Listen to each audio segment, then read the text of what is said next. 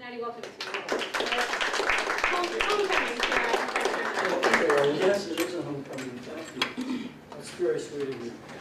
Well, good morning to you all. I'm glad we had I don't know, 30, 40 minutes of people coming in, graduating, including myself, and just having a chance to have a little chit-chat before we got underway. It's really helpful for me, and it's really nice to know a little bit about everybody before we get underway.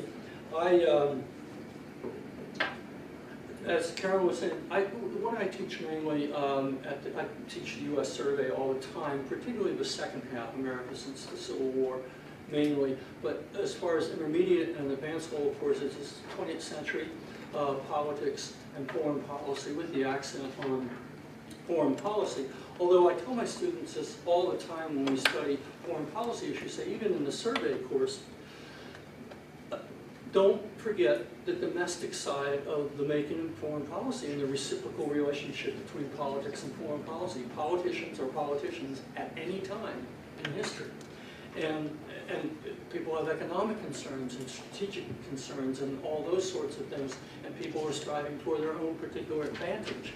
And often a foreign policy event will occur that helps the president, let's say, tremendously in terms of domestic political issues. So that's one thing you want to keep in mind alongside things like ideology and economic considerations and strategic things, all of that. And I put together actually what we're going to follow pretty much for our two 90-minute sessions, this outline that I placed at everybody's chair.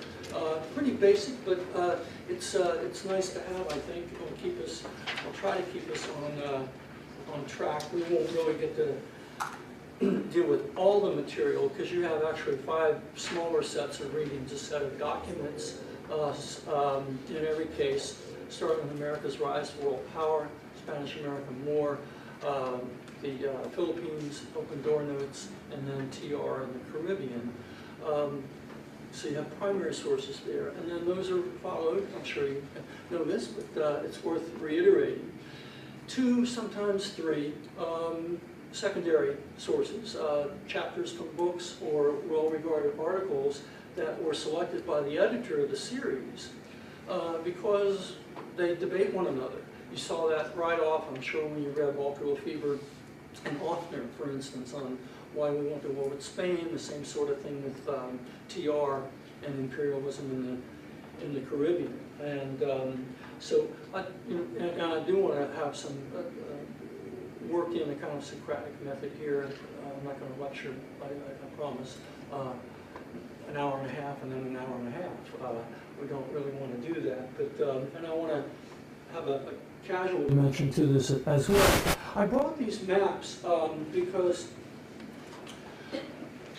I would like us to talk about what goes into world power status to begin with. What you have there is some interesting documents from Queen Lil of Hawaii, pleading for Hawaii's independence, to an excerpt from Frederick Jackson Turner's famous essay, The Significance of the Frontier on American History and so on, with just one essay from a very famous book called The Rise and Fall of the Great Powers by Paul Kennedy. And that was a huge book like this, enormous bestseller. I think it sold 600,000 or 700,000 hardcover copies. But I'd like to draw your attention first before we get underway here to this map so that you can have a sense of the development of the United States from a continental perspective before we move into the late 19th century. This kind of amber color here are the original 13 colonies. Of course, this is the size of the United States. At the time of the British colonies with the Revolution, but here to the Mississippi River was the Revolutionary Settlement there. And then in 1803, as you know, Thomas Jefferson managed the greatest real estate trick theretofore. That's 828,000 square miles for about $14 million. It works out to about 2.5 cents an acre, doubling the size of the United States, the Louisiana Purchase, for Jefferson's concept of the Empire of Liberty, which of course included slavery. And then you have this part. I'm going to speak heretically a little bit here because I still consider myself an Ohioan, even though I've lived in Texas for over 20 years now.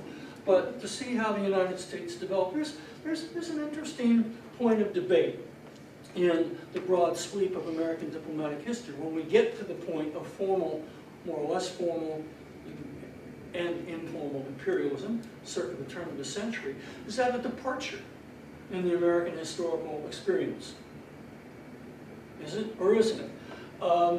Some historians would say yes, but if you look at it like this, you know, it's a continuation in a sense, and I can't think of any historian who argues that the United States was an innocent in the case of the US-Mexican War.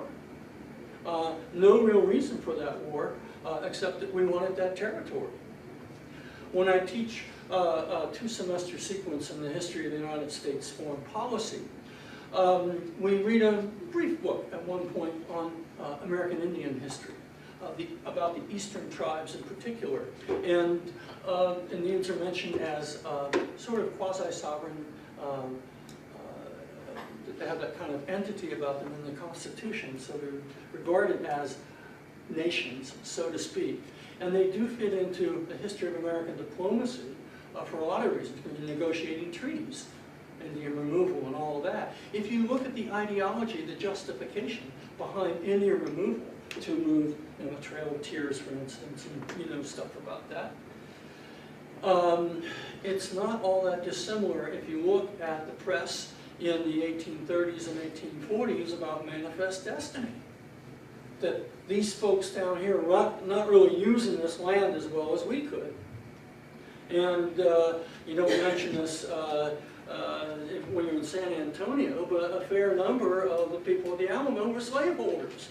And according to John Wayne, they were fighting for freedom and all that, which on one level they might have been, but you see what I'm getting at. There are interesting complications to this whole story, and then you get out here to the West Coast, and that gets us coming to the Turner thesis. And one other thing here, I have this map here, there was an interesting essay by a very famous historian of the American South named C. Van Woodward. Have any of you ever heard of C. Van Woodward? This famous Yale historian who wrote a wonderful essay on what he considered American history's free security for the longest time.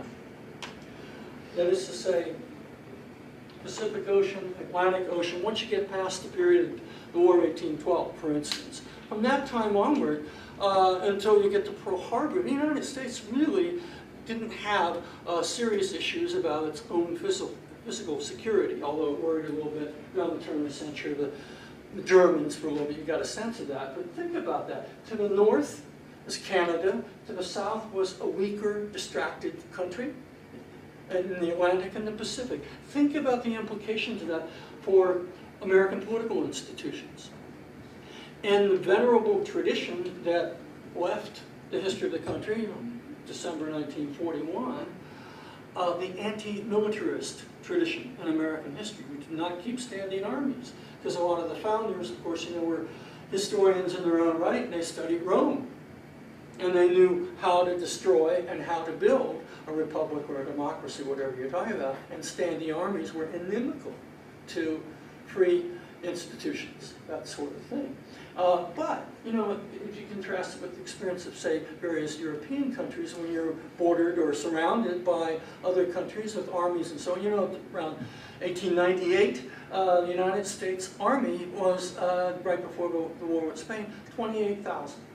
It's basically a provincial constabulary, most of it keeping the Indians on the reservations.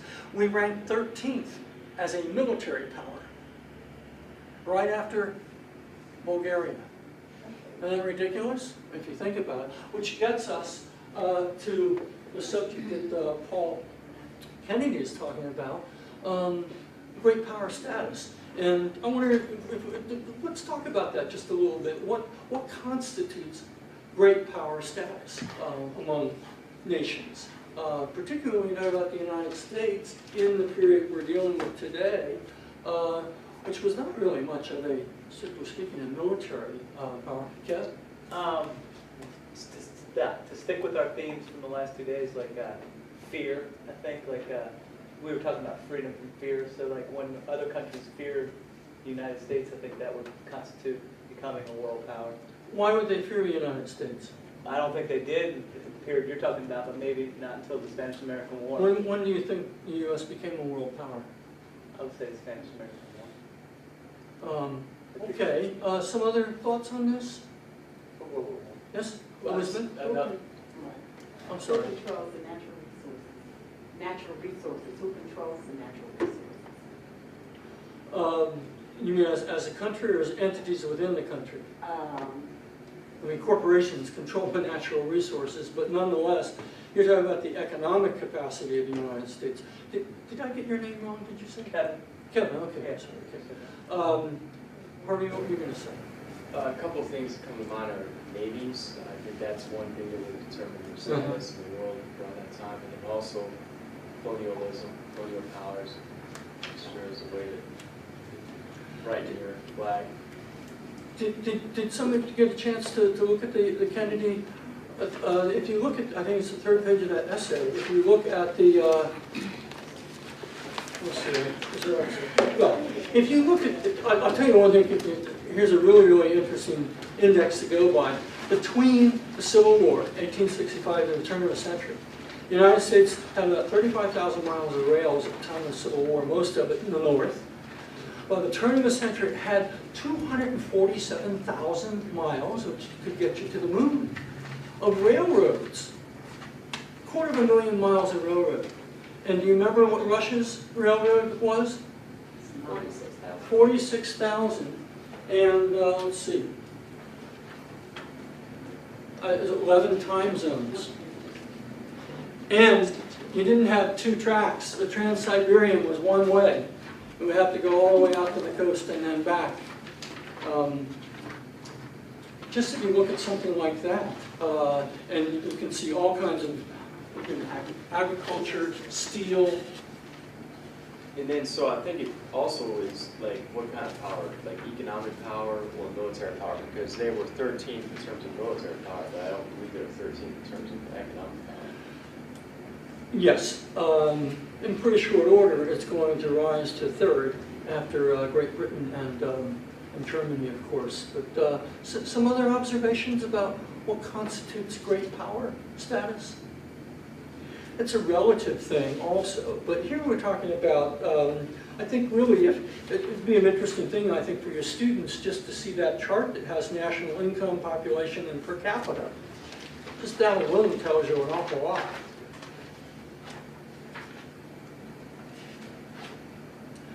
Agriculture. I mean, I don't know, maybe some of you think Ronald Reagan won the Cold War, but probably it was a little bit of Harry Truman and Dwight Eisenhower, John Kennedy, and Lyndon Johnson, and Richard Nixon, and so on, through Ronald Reagan. I had occasion one time to drive straight up north from Dallas all the way up to the Dakotas in May, and I felt like I was in a little motorboat in an ocean of soybeans and corn. And in the early 60s, in the Kennedy period, about 8% of the population in the United States produced all the agriculture, which was 6 times the amount of agriculture that half of the population of the Soviet Union produced. Isn't that amazing? That is to say, half of the population of the Soviet Union was engaged in agricultural work of one sort or another. 8% of our population, 6 times. And if you don't think that's an interesting index also into great power status, alongside the military things and all of that. So I think that's a really interesting, yes? I was going to say that for me, it's hard to pinpoint just one characteristic that made a country powerful.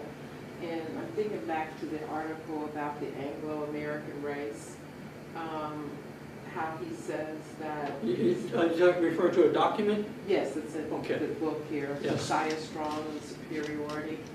And he points out that it's not only the energy, the intense persistence energy, but it's also the fact that they had this great growth in population and the climate.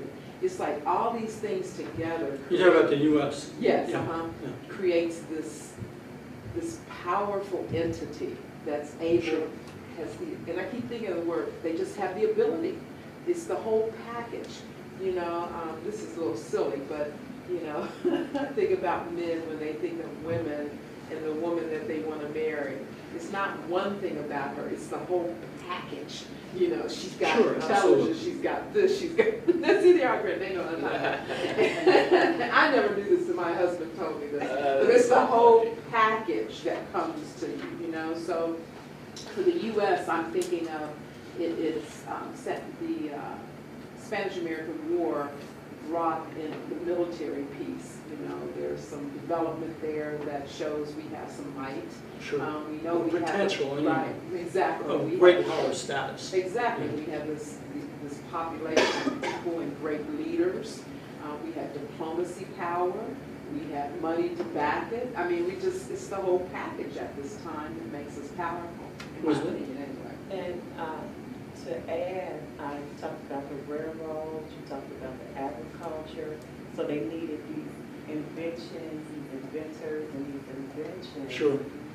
So that they would be able to produce the steam engine and Yeah. whatever, the new tools for agriculture, so that 8% could populate, could Well, be. this period, we're talking about half the population engaging in agricultural work. For developing all this was known as the Great American Desert, also by virtue of the Lewis and Clark expedition.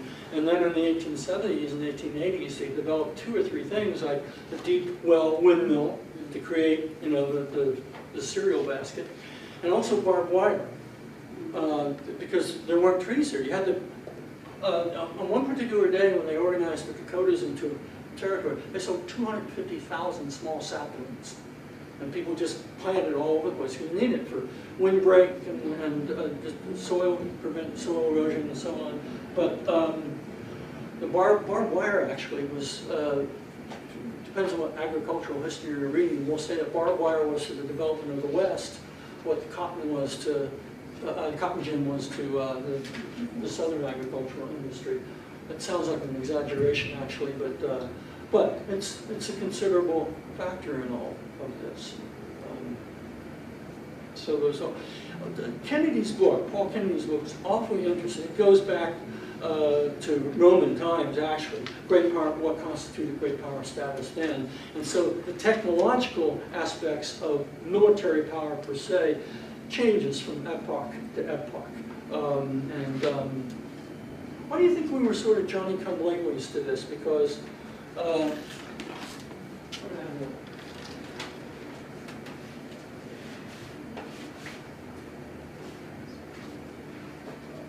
because if you look at Asia, for instance, if you want to look at it here, or something you probably can't see that map back there, but let me show you Africa. This is, you all see French West Africa? About the size of the United States.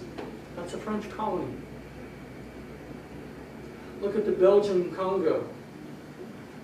That's about the size of Alaska. You see what I'm getting at?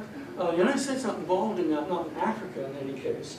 But the European powers and Japan and Russia were doing this somewhat in advance of the United States. The French, for instance, this intersects our history in all kinds of ways.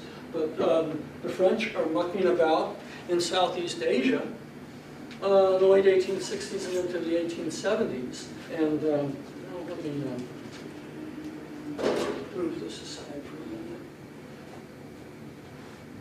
minute. So you can see that map of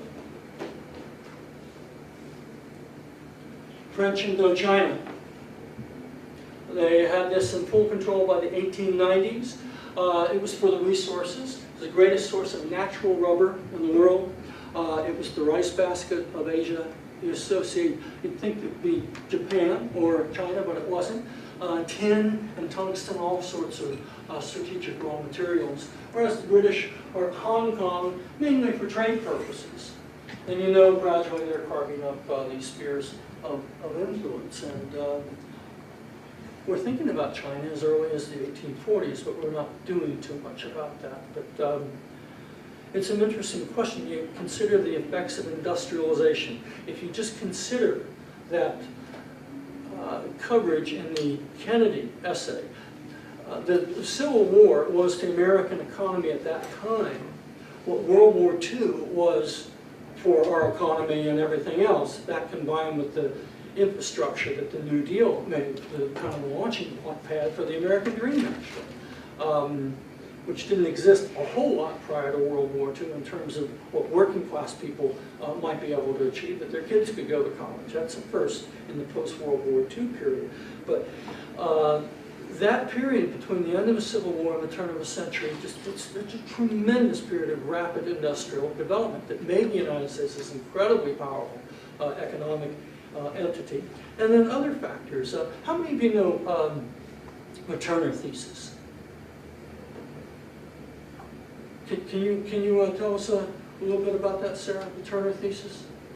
You mean the frontier thesis, right? Yeah, well, it's called the Turner thesis. Yeah, the frontier thesis. Yeah, Also. okay.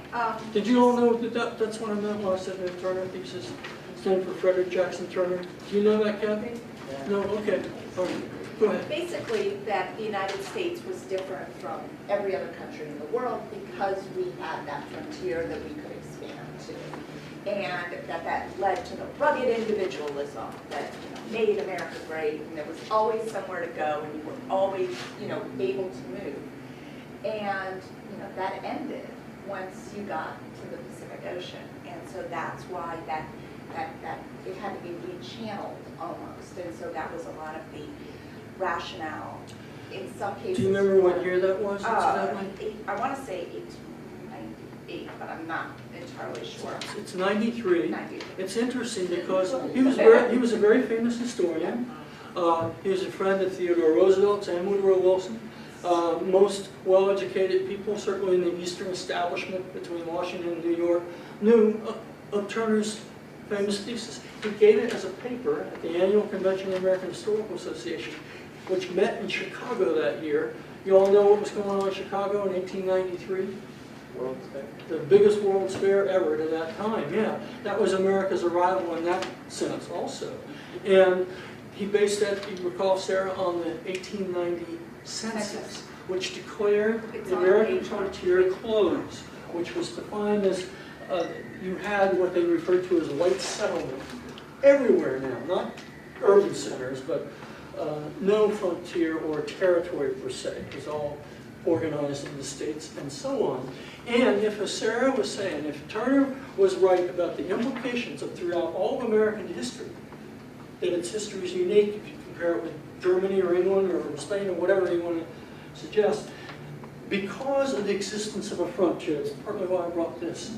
You got the 13 colonies, now they got all of this for some decades to develop into our part of the country, when Cincinnati was the third biggest city up to the Civil War. And then this hadn't even been touched, but they had it there all that time since 1803. And then the Mexican Cession.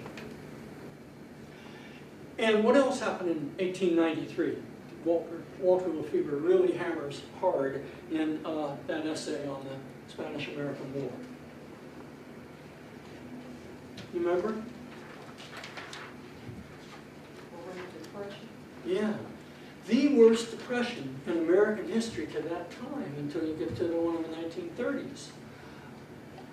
So if the existence of the frontier meant that the United States could develop democratic institutions and a freewheeling economy, and those things, were intermingled like this, because of that frontier always being there, didn't have to maintain a big military establishment or anything like that. Let's talk about what are the implications now of the fact that there's no longer a frontier, it's closed. And we've just been through this, or we're in the depths of this awful depression, where 1 out of 5 or 6 Americans is out of work. What are the implications of that? It's interesting to keep that in mind when we consider the jumping off point for American expansion overseas. It didn't need to go anywhere. like the Europeans when I showed you Africa and Asia and so on. Let's deal with this first, that sort of thing. 2 or 3 of the most important things the federal government of the United States did in the course of its history to 1900 was, 1, to end slavery, ultimately, and to subdue the Indians, and to build or subsidize the building of railroads throughout the United States. You go from 35,000 miles of rails to 250,000 miles of them. 5 transcontinental railroads by 1900, and you give, also this is another subject where I'm going to veer into just momentarily, but you give the railroad companies not half a mile or 1 mile, but 10 miles of land on either side of every mile of track that they lay. It's not entirely total free enterprise capitalism. It's the government and corporations working together, really. It's a huge subsidy. And inducement, leads to other things.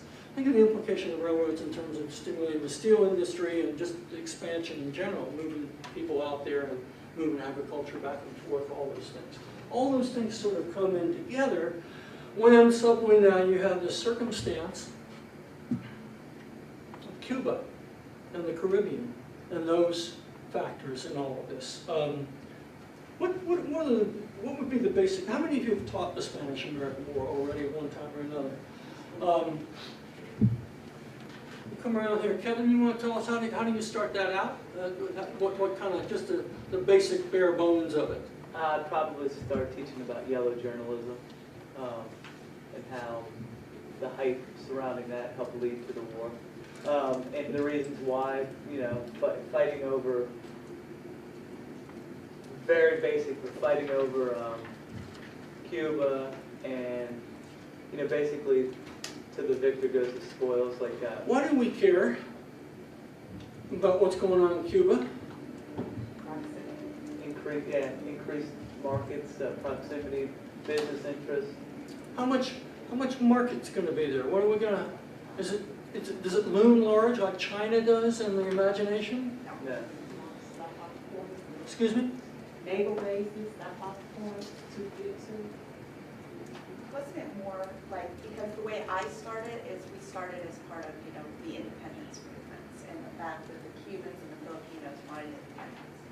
And the United States wasn't really that involved in it at all. We didn't really care until the yellow journalism, until the Maine, until all of a sudden, it was thrust in, and that's what got America all hyped up. And then, but I teach it from, an independence point of view, and getting involved in things around the world. So it's interesting. Did you get to read the piece by Luis Perez on the Cuban perspective of America? It's really, I focus more you haven't had on a chance yet. It's really, really interesting. That set of essays. Walter Lefebvre has a thesis. He says, we went to war against Spain, he says, and these are his words, to preserve the American system. And Offner argues, well, perhaps, but we didn't have a choice. We went to the war reluctantly. And we needed it to end a little faster than it seemed to be ending. He doesn't exactly say why it's going to happen. It's been going on since, on and off, we've had rebellions for the previous 20 years or so. But it was coming to a head in the mid-1890s. And then Luis Perez says that the leaders of the Cuban rebellion did not want the United States to come in there at all.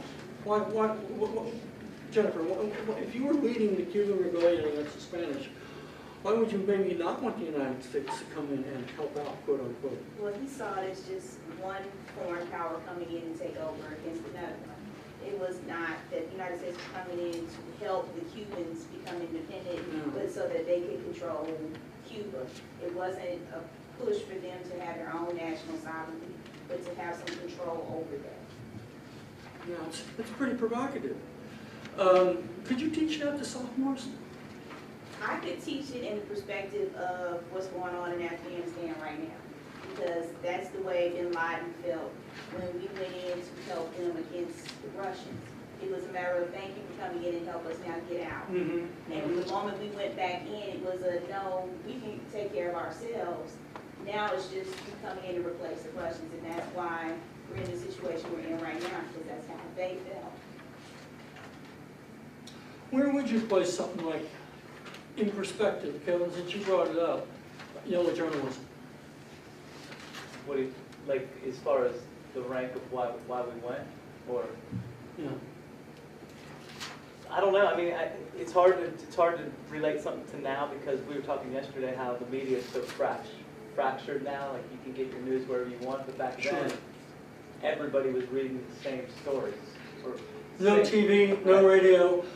It's the beginnings of the period of mass circulation, newspapers and magazine, color Sunday comics for the first time, stuff like that. And even the finest journalistic enterprises like the New York World, founded by Joseph Pulitzer, or the New York Times, carries lurid sex scandal and murder stories on the front page. Because people wanted to read that also, or maybe first, or maybe only, and forget the real news, that kind of thing. And there, you know, it's an interesting story to look at Pulitzer versus William Randolph Hearst and all of that. Somebody like Perez and even Walter Lefebvre would say that, yeah, that's interesting, and that certainly alerted Americans to the atrocities and so on. As a really defining causal factor, maybe not so much, but who knows? Look at the situation in Cuba. This was a struggle that was going on for some decades. It got worse in the 1890s for Cuba in light of what we were suffering in the 1890s with the Depression. We slapped a big tariff on sugar imports from Cuba, the Wilson-Gorman tariff, which was the highest tariff in American history to that time, an average of 49.7% tariff slapped on imported goods into the United States. They varied somewhat, but that's a lot. And that threw the Cuban economy into a tailspin, and it was a real impetus for the rebellion against the Spanish. And it's interesting, you've got about 30 to 40,000 Cubans, guerrilla-style tactics against a better equipped, more conventional, formal Spanish army, at one time numbering about 200,000 there. They practiced, you know, this policy of reconcentration, which was sort of strategic hamlets, is what we called them in Vietnam in our period there, but moving peasants into areas where you could control their comings and goings, and they were really awful. About 200,000 Cubans perished in these things, and the population at that time was about, something like 1.6 million, about 1,600,000. And 200,000 is a large portion of your population, if you look at it that way too. And you have General Weyler, Butcher Weyler, who ran these things and was the bête noire of yellow journalism, that sort of thing. Those are factors that I don't know exactly if I myself would call them causal factors, but they certainly sparked the interest and made people increasingly aware of the atrocious conditions and the way the Spanish government was dealing with that. The investments were important, $50 million about that amount, something like that. $50 million was not to be sneezed at 113, 14 years ago. Definitely that is there. What do you think, though? Whoops, this is rising on its own.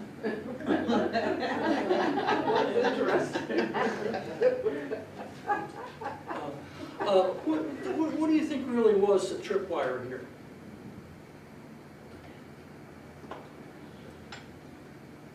Go ahead, Elizabeth, and then I think Cheryl? in any case of war, there's some type of economic reason. There's something that where that country is either going in there for natural resources or going in there for new markets. They're trying to make some type of profit. Cheryl? You know what, I keep thinking that a lot of it has to do with the American public fearing this larger country like the Spanish being right 90 miles outside its back door. And this whole idea of seaward wanting to, protect all our borders, and this was just an opportunity to maybe begin that path of making sure that they could protect. How long have the Caribbean Spanish area. been there in Cuba? Forever, right? Yeah, forever, from the beginning. But it's all starting to really home in on them that they are right there, and they have a war going on right here. Well, it was a revolution going on there against, from the standpoint of the Cubans, an oppressive imperial power that had been there forever, as you put it. Why then? I mean, this has been that way forever. We weren't fussing or worried about in the 1830s or the 1870s or even the 80s. But why the 90s? I had a discussion with a history person last week about manifest destiny and this whole thing, and his take on it was it wasn't imperialism. In my opinion, it was imperialism. His take wasn't imperialism because it wasn't outside our borders. It was some other country. But I said, what about those nations that were there, Native Americans? So my thinking is that we were so busy in our own imperialist endeavors, moving westward, and then we were done with all of that, and so now, what do we do now, and where, it's like, we didn't really have time to really look at all that other stuff, because we had the Civil War, we had, subduing the Indians, we had all these things that our focus was on, and now that we're starting to just live and start to be peaceful, this situation is starting to, like, bling bling at us, okay, now let's look at this. And then this fear starts coming in. We don't really want to be involved, but we don't want that outside our door either. Fear. I think fear was a part of that. In what sense? Like we're going to be protect invaded? our borders, to be invaded. We've been living up Who's going to invade us, though, seriously? other countries, like the Spanish or the French. And, well, the British at this point now, Well, one thing about the British, from 1815 onward, became our protector, in a sense. And starting in the 1820s, you all know the Monroe Doctrine, right. okay? You know where that came from originally, the idea? It was proposed by the British as a joint statement coming from the United States and Great Britain against further colonial depredations into the New World. And everybody wanted to go along with it, including Monroe, and Jefferson thought it was a good idea. John Quincy Adams is the holdout. He was Secretary of State at that time. And some of the historians argue the fact that he was going to be running for president the next year in 1824 didn't want to be accused of holding hands with the British who had just burned Washington 10, 12 years before. Made the argument, rebuff that offer and make it a unilateral statement. Which is, of course, what Monroe did. But nonetheless, from that point onward, there's really not much friction at all between the U.S. and Great Britain. They're each other's very important trade partners. And the British, of course, you notice from studying World War I, certainly, was the greatest naval power in the world, whereas the Germans had the advantage on the continent, that sort of thing. And it was an informal alliance of sorts, and that perpetuated into the post-World War I period and so on. It's It seems interesting. like another thing, like, I mean, the Turner thesis, it explains part of it, but, I mean, I don't really know the statistics, but I don't know where we stood in terms of our naval power. But of course, in the middle of the century, we're caught up with our own internal conflict. I mean, we're not, like, looking to, like, go, to Africa or Asia or anywhere until that's resolved. And I just don't see, like, in Europe, there was so much history involving conflicts with each other and war, build up of armaments, again, competing against one another.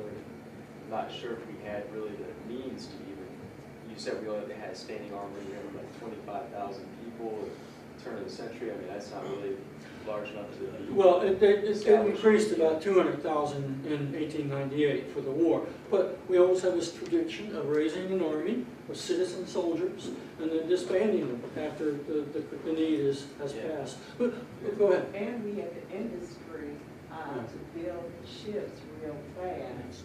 So we was sort of superior with our industrialization.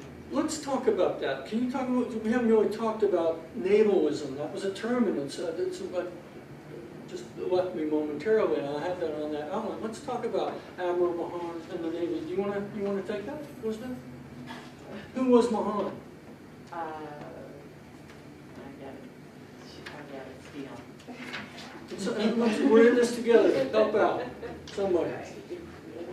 Alfred Thayer Mahan. Here's an opportunity for you to tell your students 2 times in a very important discrete period of history where historians writing about history make history in a sense, because what they write has an impact on policymakers. And Turner was one.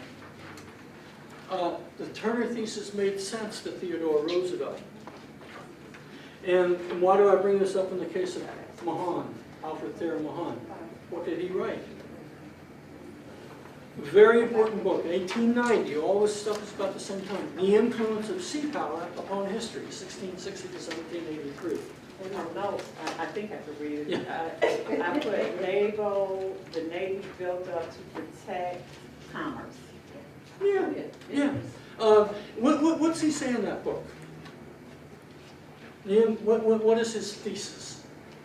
Go ahead, sir. Well, that the Navy is important and that each world power has to have a Navy, have to be able to protect their interests. And I actually use a different excerpt from his book. It's a letter about it, and it was in some primary source book that was left in a building a bazillion years ago that I saved a copy of, but about why it's important. And it then leads into the idea of the Great White Fleet, about touring around the world. You know, that kind of, you have to instill fear. And I don't think we were incurring any real fear at that point. No, a bunch of floating watchtowers, basically, in the And 1870s so you and really, 80s. and it's the same sort of thing when we talk about the rise of militarism in World War I. You know, you can build up an army, but unless you show it against somebody, nobody really believes you have any credibility at all. The world was still pretty big in 1914. Yeah. Go ahead, Justin. Yeah, he used a good image of, up until that time, the Navy was, they were land birds. They could go out a certain distance, so they were strictly defensive. So he They were writes wooden about, hull. Here we're talking about modern fleet. They were steel hull ships. 30 of them ultimately made up the Great White Fleet, starting in the late 80s. And Mahan's book was tremendous propaganda that moved that along, and it was read all over in the European capitals as well. What he says is basically, if you study any period in history, really, which are the great powers and what is it that they have to be great powers in modern history? Meaning since 18th century, he starts off in the 17th century. Navies are the ultimate weapon, basically. They move your troops and they secure bases, fuel and fueling stations and all of that. They are the basic shorthand index into assessing great power status.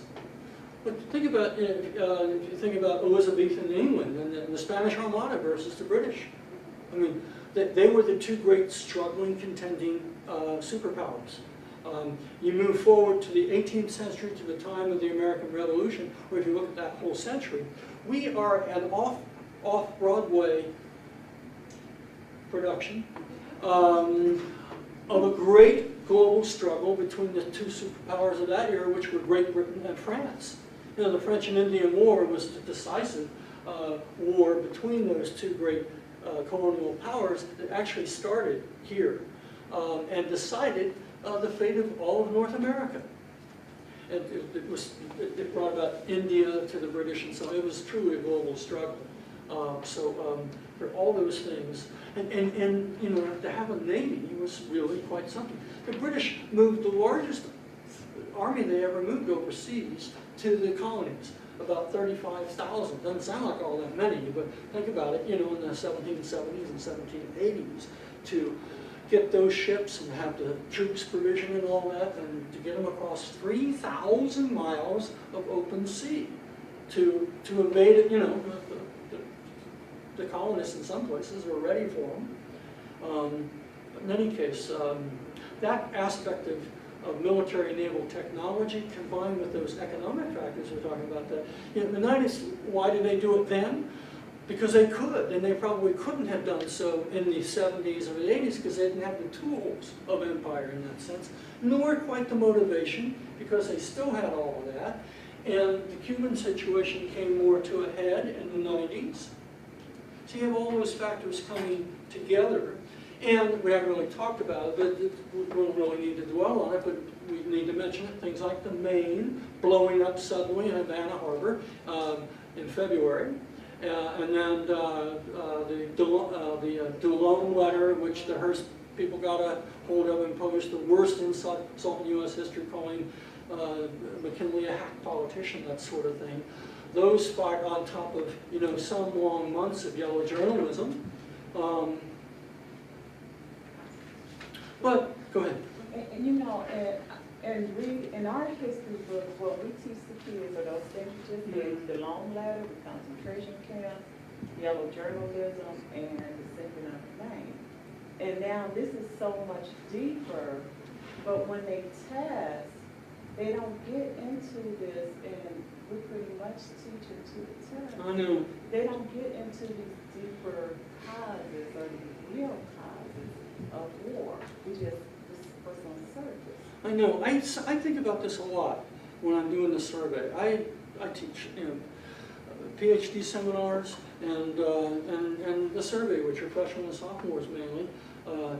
And I love both equally, really. And in certain ways, I think the survey is more important, really, in terms of parts of college education is becoming, I don't mean this in a flag-waving sense, but a good citizen. The U.S. survey is part of the curriculum of becoming a good citizen. And to be a good citizen, I think you have to, I like this line from Robert Frost: the better part of patriotism is not to wrap oneself in a flag.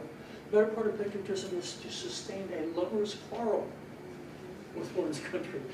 I can't really imagine sometimes how, in certain parts of the country, how high school teachers, given the politics of public education and school boards and so on, which is really bad news in certain parts of kind of like Texas, people want to deny, you know, that women had anything to do with agitating for women's suffrage, let's say. It was something men gave them. That's what somebody on the State Board of Education says. And when you think about how important textbooks are, because if it's in print, it's the Bible to 16 and 7-year-olds. But I suppose it's something that's a very personal thing also. How do you inculcate the value of critical thinking to adolescents? And going beyond that text, I don't know. One of it, let's see here, what should be a better map for this? I'll use this here. If we went to war to free Cuba from Spanish tyranny, let's say that that's at least part of the picture. How is it then, though, that we wind up not only Cuba as a protectorate and taking Puerto Rico, but also in the same period of months annexing the Hawaiian Islands, taking Wake Island, Guam, and the Philippines,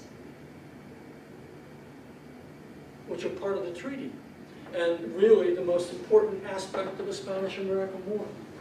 Well, when Sarah was speaking earlier, she was saying that our fleets didn't instill much fear in anybody, but I was thinking of our own fear-mongering, which I think we do a lot of, and we do it even now. Anytime we want to build up or get something done, Yeah. we start this whole propagandizing of fear. Propaganda. And so here it is, Mahan and others, you know, they're leaders of the world, and for whatever reason, I don't know if it's industry, build up of industry for naval power, or I love the first sentence where it says that the Navy and the Army should be commensurate with the growth of shipping. You know, okay, I get that. But at the same time, you're saying, bottom line is the motivating force. And I don't know what is, you talk about the motivations for all of this, but underlining it all, throughout history, I see this motivation of fear that the American public is given. We're told we need this because this might happen. We need this because this might happen. We need drones because this might happen. It's always this piece there, whether it's economic, you know, we have to do this, or the country's going to, it's always this fear mongering. Economists said the reason we had this depression was because we're producing too much, that the home market cannot absorb it. And we have to search out new markets for if we're going to continue to grow. And we obviously are. We've got all this cheap labor, immigrant labor. This period is so pregnant with developments in the 1890s. This is the period of the new immigration. Millions of people coming here to run those factories and those textile mills and develop, you know, agriculture. All of that's going on too. And agriculture is in a bust period here. This is the rise of populism. A massive third-party movement, a protest against the status quo of the two-party system on the part of farmers who think you should nationalize the railroads. But then you have the economic downturn in 1896. 93 to 96, basically. Now, what caused that? Well, a lot of overproduction for one thing, also capital being withdrawn by Europeans too, but it threw the economy into a tailspin, and that exacerbated things also. So you were saying overproduction? Overproduction, too much of everything. Prices went down, and that's why they wanted, that's No. why the whole debate between the gold standard and the silver standard, because the farmers, the populace wanted prices to go up, even though it would have been. They wanted because a controlled inflation of the Yeah. currency. The GNP doubled in between 1865 and 1900. The currency system did not keep up with it. And every gold dollar that was out there, if all your agriculture and everything, all the data from Kennedy is going on, that meant every one of those dollars is more and more dear. But you might have been encouraged to buy another 160 acres and go in with maybe your neighbor and get a McCormick Reaper. You got more land, mortgage, and you got machinery here, so you've got those fixed costs plus the labor, and you're producing more, you're more efficient, and you create these gluts, and the prices go down, and you are at the mercy of the railroads too. They can charge you anything they want, and those things come together. Go ahead. Wouldn't the cause also be kind of like what we've seen in the last 10 years, the huge disparity in income from the people at the top Sure. to the people at the bottom? That's always there. And I'll tell you one other thing. This is one of the most fascinating, it's my favorite number in teaching modern America from the Civil War forward. How many people killed in the Civil War? Is there a way to raise this screen up? Does anybody know? Is this the Yesterday, the day before yesterday too. Do we know? Does anyone know how to raise this screen? No, you never figure it out. You didn't figure that out? Okay, write this down, 630,000. That's the Civil War. 630,000. Under that, World War II, according to the Defense Department, 322,000. World War I, What was the World War II? 322, 322,000.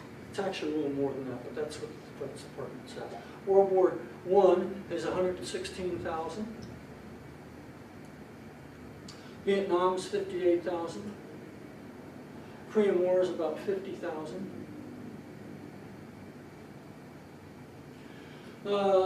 Mexican War is what, about 12,000. It's about 5,000 for the Revolution, 3,000 for the War of 1812. You get the picture. Now, write 700,000 beside the Civil War figure, 700,000. Think of a number of years that, of the warfare also in which those people were killed. 700,000 is the number of American workers killed on the job between 1880 and 1900.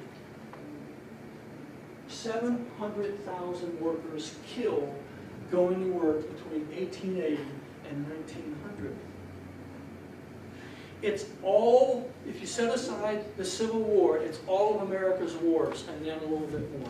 If you add up World War I, World War II, Korea, Vietnam, still doesn't come to the number of workers killed in the workplace between 1880 and 1900. And that doesn't account for, you know, your fingers and your arms getting lopped off and stuff like that. No regulations, no safety devices, nothing like that. So you've got a lot of labor discontent. You've got all kinds of cheap labor coming in, and nothing to compel corporations to behave in a socially responsible way. That's the origins of progressivism, progressive reform, big government, you know, protect labor. Eventually corporations realize that, you know, it's in their economic interest not to have people, you know, bleeding all over the plant floor and all of that, and to provide benefits. But in any case, this is an incredibly pregnant period in the history of the Republic, the late 19th century. All of that going on. Plus, you know, the what do you want to call it, the settlement between North and South. The denouement of Reconstruction. Plessy versus Ferguson, and official apartheid, sanctioned by the Supreme Court. North and South alike. For a very short time, I went to William Howard Taft grade school in 1957-58. That was the year after they started integration. It wasn't by law here in Ohio because it's north of slavery. It was de facto, though. And the Brown decision, you know, that had a real effect in the North as well as in the South, although the South was very slow in getting to it. But I bring this up because, we haven't even talked about this, but on top of this also, you've got social Darwinism and white man's burden, all that too. Because there was an ideology behind this as well to rationalize. The Cubans, they're not capable. And, you know, the big debate over, do you remember the famous Admiral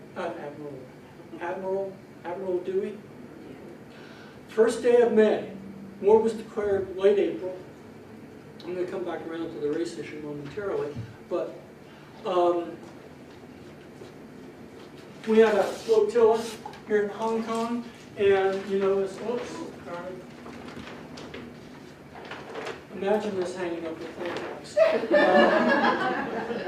Anyhow, Admiral George Dewey was his name, who was the biggest naval hero since John Paul Jones, as of 1898, steams to Manila and blows about a dozen poorly manned Spanish ships out of the water. He uttered the words, "You may fire when ready, Gridley," and that was all over the front pages in the next few days in the United States. And basically, that was the end of the Spanish domination of the Philippines for 300 years. And anyhow, the expression was, that's why I wanted something to write on also. If you write out the word Dewey, you know, it's like Tom Dewey, but Dewey, and then next to it, the word or, O-R, and then the two words don't and we, and put a question mark after it. That was the little nifty thing to say, do we or don't we? You get it? Do we or don't we what? Take the Philippines. That's pretty cute, huh? I asked something, and it goes back to the way we teach this. And, you know, when we actually talk about the Spanish-American War, focus mainly on Cuba, and you focus mainly on the Philippines. Now, you know, the whole idea of, and I don't know if you're going to talk about this later, about the peace settlement and about, you mentioned the race issue, and the, you know, why Cuba was given more autonomy than the Philippines. You know, there were economic reasons. It was on the way to China, it was on the way to Asia. We needed route for refueling, much like we needed Hawaii, you know, kind of thing like that. But I even approach it even more, they were both fighting for independence, but one had a much more Hispanic or European history and one didn't. And that was a major factor in how we were treated them afterwards. Perez article where he said that the American government wanted to deal with the white Hispanic elites in Cuba. They didn't want the independence. They wanted to deal with the Spanish elite, yes, not the Right. Cuban people, but the Spanish elite. Right, who- and that yeah, those Spanish exactly. elites, those wanted America to come in and intervene, the ones that were there. But that when you look at the one Makes article sense. we had that dealt with the Philippines, when we sent soldiers and troops there, they saw them as more dark, and they called them niggers, because they saw Yes. them as being black people versus the Cubans not being. And so how they were treated were completely different.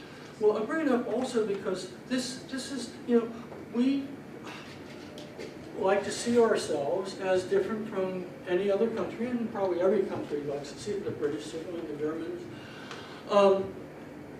And the rationalization somebody like Theodore Roosevelt or Woodrow Wilson later on would make for the practice of certain forms of imperialism in any case was that, you know, we weren't going to do it the way the British did it or the French or the Germans.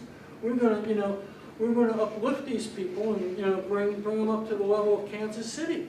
You know, one senator actually said that, bring them up, up, and up until they reach the level of Kansas City. It's true. But that's a kind of interesting thing because the racial issue comes into play with, you know, the white man's burden. Kipling's little ditty there that's British, and the Germans certainly are not known for racial egalitarianism. The Belgians, you all know Leopold and the Belgians and what happened there? Works like 600,000 or 700,000 people to death in about 10 years' time for extractive purposes. For Belgium, remember when the Germans trampled Belgium? Not, you know, I don't have anything against Belgium, but put it in an interesting comparative perspective. The Germans, you know, marched through Belgium ruthlessly to get to France at the beginning of the First World War, and there was a lot of pro-Belgian sympathy among them. Supposedly it's what brought the British into the war. And then certainly in our country there's that sort of thing. You know, well, they might have thought about what's going on in the Belgian Congo at that time also. Not very nice stories there. There's that side of it as well. Did you want to say something, Sean? Okay. I'll tell you what, why don't I show you this little bit of film here. I think we're at the point where this would be helpful. How much video stuff do you guys use in a class, say in a 2-week period? What do you, you're teaching the survey, whatever it might happen to be? I'm pretty regular. We have these little 4-minute clips. So at least once or twice a week, Okay. a 4-minute clip on what we study. Some others of you care to volunteer? Showing a lot of the clips from the Story of Us, the History Channel from last year. The Story of Us? Yeah, Story of Us. Probably historians but might not like it, but it's Yeah. it's a visual to see what we're talking about. PBS has some awfully good things, the American Experience, for instance. I myself, and you probably, I'll bet most of you feel this way, less is more. You don't want to use up too much time. 5 minutes here and there is really often, almost always worthwhile, and not all documentaries are created equal. But it's good to use it. And there's a wonderful little, not little, it was about 3 hours long. It was first broadcast in the year 1999 for the 2000 celebration, and it was America in the year 1900. And it looked at the South, and it looked at politics and life on the farm, and one of the biggest mining disasters in American history in Utah in the year 1900.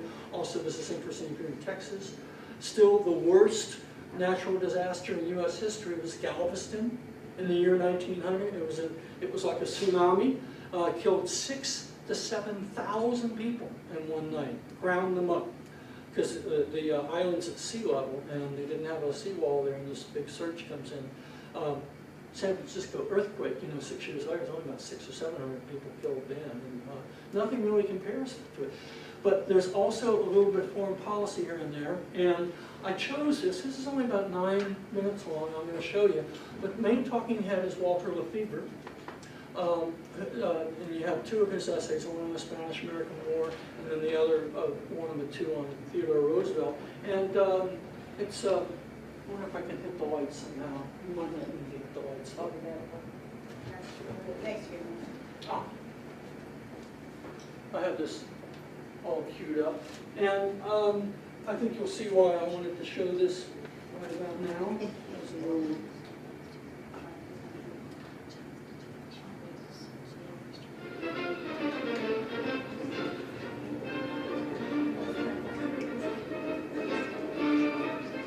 Can you see okay? What did you say the name of this was?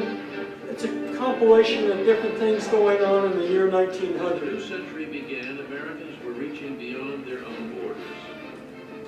In San Francisco, giant cargo ships laden with raw cotton from the South, fabric from New England, flour, iron, and steel from Chicago and Pittsburgh were bound for the markets of Asia.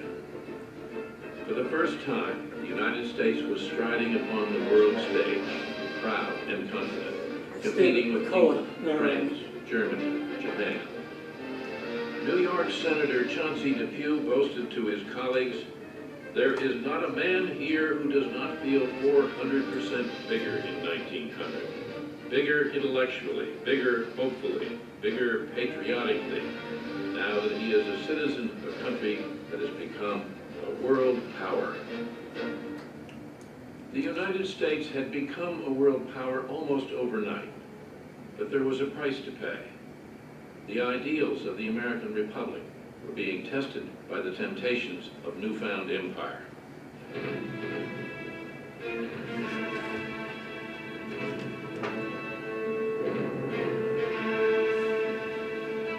Some of the earliest In films. 1898, America had gone to war with Spain and defeated the 400-year-old Spanish Empire in just 113 days. All at once, America won control of Spanish colonies on both sides of the globe, including the Philippines, a chain of more than 7,000 islands, gateway to the markets of China. But the Filipinos wanted their own independent country. Some argued that President McKinley should give it to them. Others, that he should annex the Philippines. McKinley told a group of Methodist church leaders how he had decided what to do. "I walked the floor of the White House night after night, until midnight," McKinley said. "And I'm not ashamed to say that I went down on my knees and prayed to Almighty God for light and guidance. And one night it came to me that there was nothing left to do but take the Philippines and educate the Filipinos, and uplift and civilize them. And then I went to bed and went to sleep and slept soundly." Most historians do not believe that story. It's pretty clear that McKinley had thought about the Philippines long before the War of 1898, and he had decided that he needed the Philippines as a base from which the United States could make sure that Asian markets were open to American products. And China is the logical place to look for these new markets. The Chinese have 500 million potential customers, and they need everything that Americans produce. Manila essentially became the pivot of the American empire in the Western Pacific, and without Manila, McKinley would never have been able to compete for this great China market.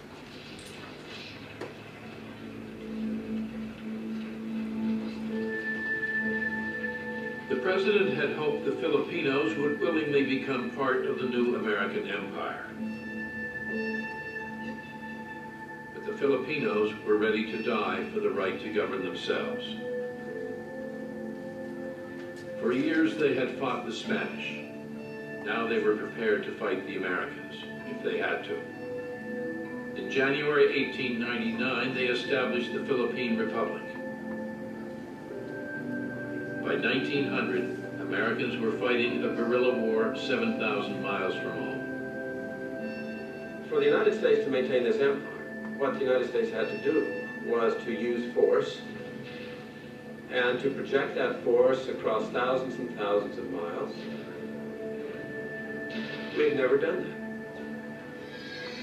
And we were now involved in civilizations, such as the Philippines, with which we had very little acquaintance. And it was a question whether or not Americans were really that good an imperialist in order to pull this off.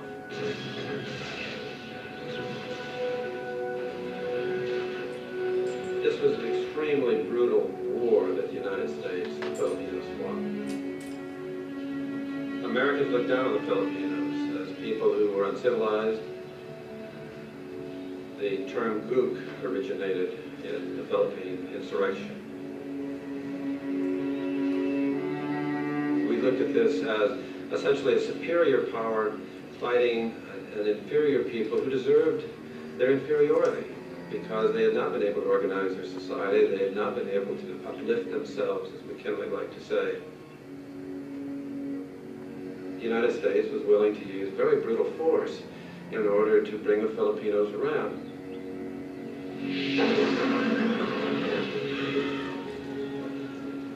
One soldier's letter, for example, relates how one of his comrades, an American soldier, had been found murdered outside this village with his stomach slit open. And the American commander immediately orders that everyone in this Filipino village be executed. And according to this young man who wrote home, there were 1,000 men, women, and children who were executed in this reprisal for the murder of this one American soldier. This was a no-holds-barred war between the Filipinos and the Americans. And by 1900, many Americans are beginning to wonder whether even all of the possible profits that this empire might offer was worth this kind of brutality.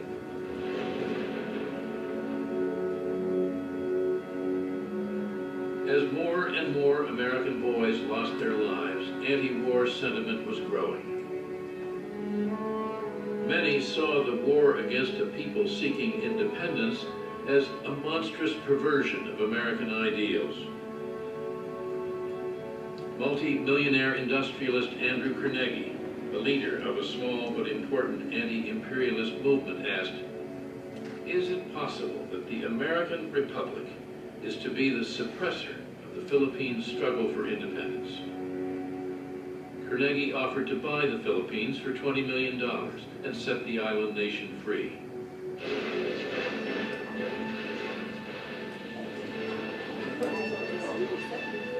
All through the winter of 1900, Americans read of devastation and horror half a globe away.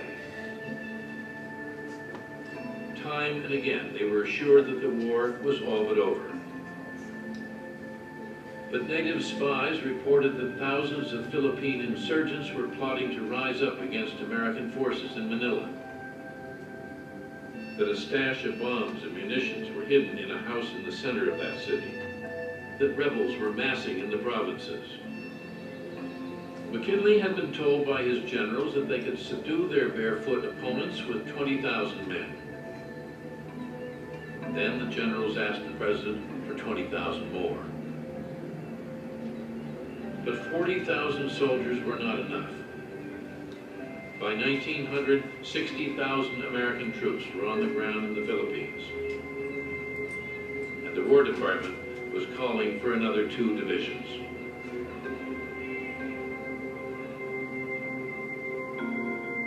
McKinley knew that his chances in the November election could hinge on a war he didn't want to fight and didn't know how to win.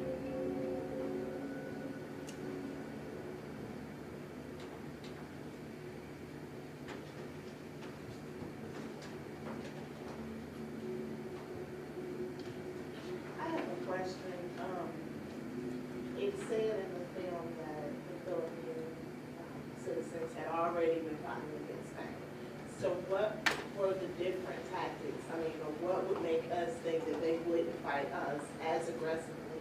And how did Spain fight against these individuals? What was the difference between what we did? It's a good question. Anyone want to? What did the Americans think going in there? If the Filipinos are in a, up in arms, at least intermittently, against the Spanish? who had been there since, you know, the time of, well, the 16th century, basically. The way it's taught in our history books, anyway, the textbook that we use, is that the Americans go in with that revolutionary leader of the Philippines. Aguinaldo. His name's on your outline there, I think. As under the guise of helping him to free the Filipino people with this hidden agenda that afterward then we would go in and be the new imperialists. So it's sort of like Aguinaldo gets stabbed in the back, as the kids would say. Roxanne, have you ever taught this subject? No. No? Yeah, okay. Right. I think as we get involved, we really don't know a lot about the Filipinos. So we're going into a war thinking we are superior. And we're thinking they're backward people, We're they're different. uncivilized. And we think that we can just go in and, like I said, send 20,000 years, reminds me of her. Only 120,000. Yeah. At the point where this story leaves off, it's 60 or something like that. But it's interesting, the increments of troops that are going there in a period of about two and a half years, something like that. The $20 million that Carnegie offered, you know why that amount? We haven't talked about this, but the treaty with Spain in January of 1899, at the end of the Spanish-American War, we tossed in $20 million ostensibly as a purchase price to sweeten the treaty for the Spanish to relinquish the Philippines. This is probably a little bit better map here, but maybe some of you back there can't see it quite as well. So that's where that comes from. And what's really interesting here, the treaty, you all know it takes a 2/3 vote of the Senate to ratify a treaty. And it was ratified with just a single vote to spare, meaning that approximately 1/3 of the senators of the United States voted against this treaty of annexation. It was a serious political issue. And that's where we get, you know, it's a pleasant little line your kids will remember, do we or don't we? Which you tell them a little bit about Admiral Dewey, and then do we or don't we take the Philippines? And here's a place where you can bring in somebody like Mark Twain. Do you know why? Or Jane Addams, or Henry James. They were among the so-called anti-imperialists. Think this through. Are we going to make the Filipinos citizens of the United States? Have we ever taken new land and not done that? Are we still a republic? What are the implications of acquiring? This is not, you know, Cuba is not really a colony. There's informal imperialism going on. It basically becomes a protectorate of the United States until the 1930s. But it's not really a colony. It's not incorporated as a territory of the United States, unlike Puerto Rico and all these other, including the Philippines. What are the implications? You can't deny it. You're an empire now. You're taking this, and these people don't want to be part of your empire. They want their independence. And I haven't really talked about this side. I want to make sure I got these numbers absolutely right. I wish I'd asked Carolyn to raise that for me so I can write this up, but this is just a couple of numbers. 5,462. That's the number of Americans killed in the Spanish-American War. And you might like to write right under that the number 379. I used the wrong verb. 5,462 Americans were the number of American soldiers, Americans in uniform, who died in the Spanish-American War. 379 were the number killed by Spaniards. That's interesting, isn't it?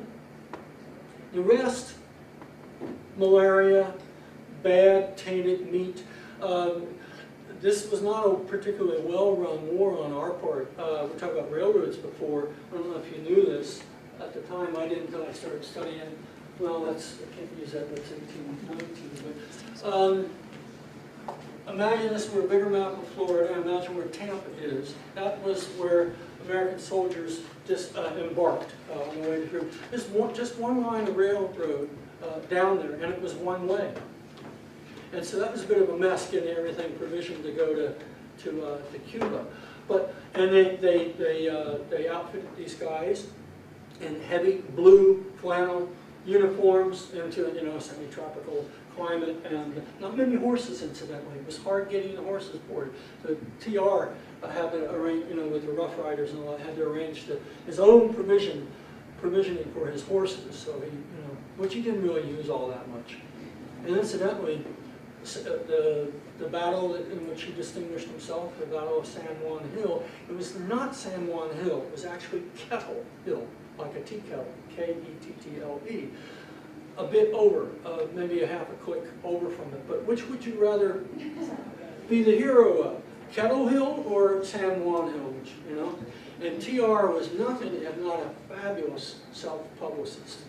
And so there's that element. But in any case, you're talking about 5,400 Americans killed in that whole struggle. I bring it up as an interesting, did you guys study the Filipino War when you were in high school and took U.S. history? You don't remember? It was mentioned, it was in the textbook, but not much of substance, and it's a much bigger war. It was another 4,000 to 5,000 Americans killed, and you see, you got to approximate these things, about 20,000 Filipinos at arms killed, but upwards of 200,000 perishing through our own little concentration camps, disease, wounds, and so on. But around 200,000 Filipinos died, along with about 4,000 to 5,000 Americans, over a period of 2.5 years, not just 123 days. The Spanish-American War is pretty short. And here's another little interesting number: a $20 million purchase price that Carnegie, who was one of the anti-imperialists like Mark Twain and so on, offered. The war cost us $160 million, or 8 times the purchase price, to quell that insurrection. Now, and maybe this is just my own jaded view of the world, but because the way it seems to me and the way I kind of approach it, so if I'm wrong, please feel free and I'll stop approaching it this way, is that this was not a particularly well thought out war.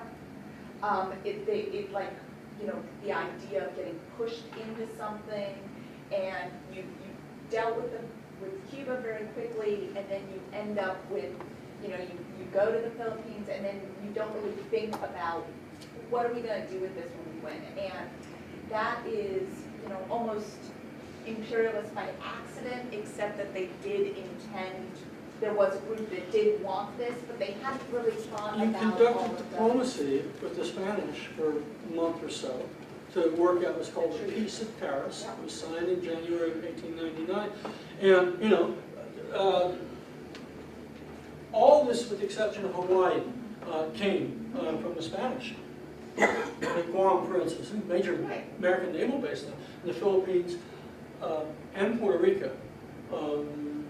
They all, I don't know, how if you had been a senator, this would be an interesting thing to do a little role playing, stage a debate on the Philippines, and debate whether to take them or not. What would be the pros and cons, and why would you take the position of voting for the Treaty of Annexation? And isn't it interesting, a full third of the Senate is against doing this. If that's a corresponding representation, that means a third of the population of this, the senators in 1/3 of the states. That's a minority, but that's a significant minority. It's worthy of thinking through the implications of it. And here's another thing about Mark Twain. Mark Twain was as well known in the late 19th century for things like Huckleberry Finn and Tom Sawyer as he was as a commentator on public affairs. He was an ardent anti-imperialist, very critical of the United States in this, as was somebody like Andrew Carnegie, who was no flaming liberal. If you know anything about, the Homestead Steelworkers in 1894 and that kind of thing. And it's an interesting economic and political and strategic and moral issue too. For kids to work out, probably, I don't know, if they're 16 and 17, if you have a Board of Education breathing down your neck, just, to work this through. It'd be very, very interesting to see what, students, how they work with this. My question for you is, and I don't know if you answered this while I was gone, but with regard to Cuba, the Philippines, Guam, and those different islands that we end up taking, clearly there seemed to be a difference between the way each one was governed and so my question to you is, how was that? How were they each done differently, you might say? And then the question is, well, why? Was it a race issue with why you didn't purchase land to put a naval base there versus just go in and take it over? Or, Cuba, there was a different setup for each one. Could you go through a different setup? Pardon? Yeah, actually, thanks. Well, let's go around the table. We'll talk this one out a couple minutes, and then we'll take our break, and then we can come back to this. Did you have markers too? There should be markers right behind me. Oh, yes, great, thanks.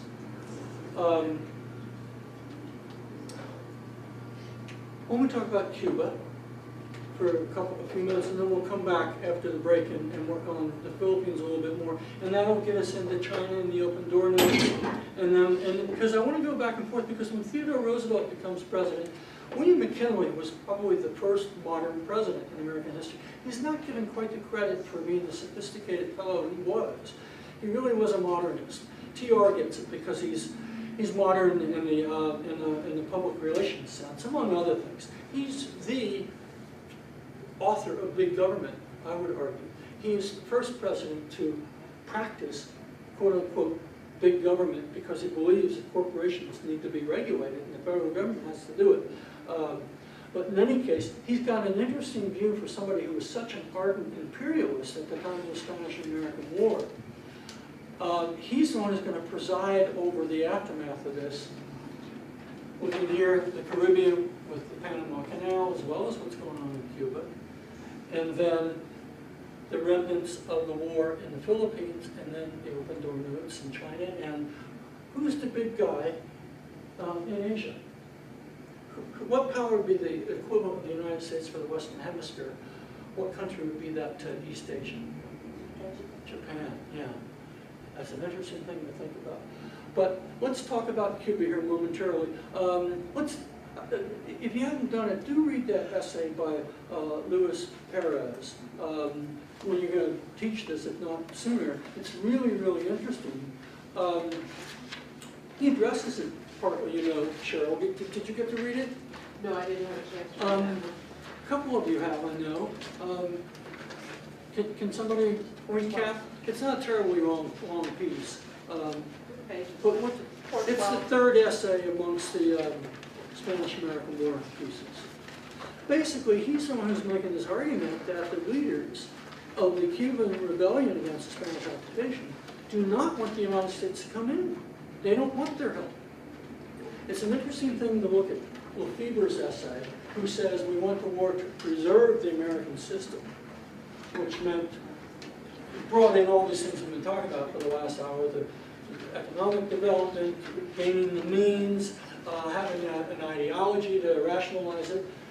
Not too much different from other countries. The British and the Germans and all do the same thing in a way. We do it on a lesser scale in a way, but it has bigger implications in the long term, I think, with the United States. But in any case, you've got that from Lefebvre, whereas Offner argues that this is not quite by accident. It was definitely a reluctance on the part of McKinley and company to do this. And it was unavoidable. And he says they had to end this.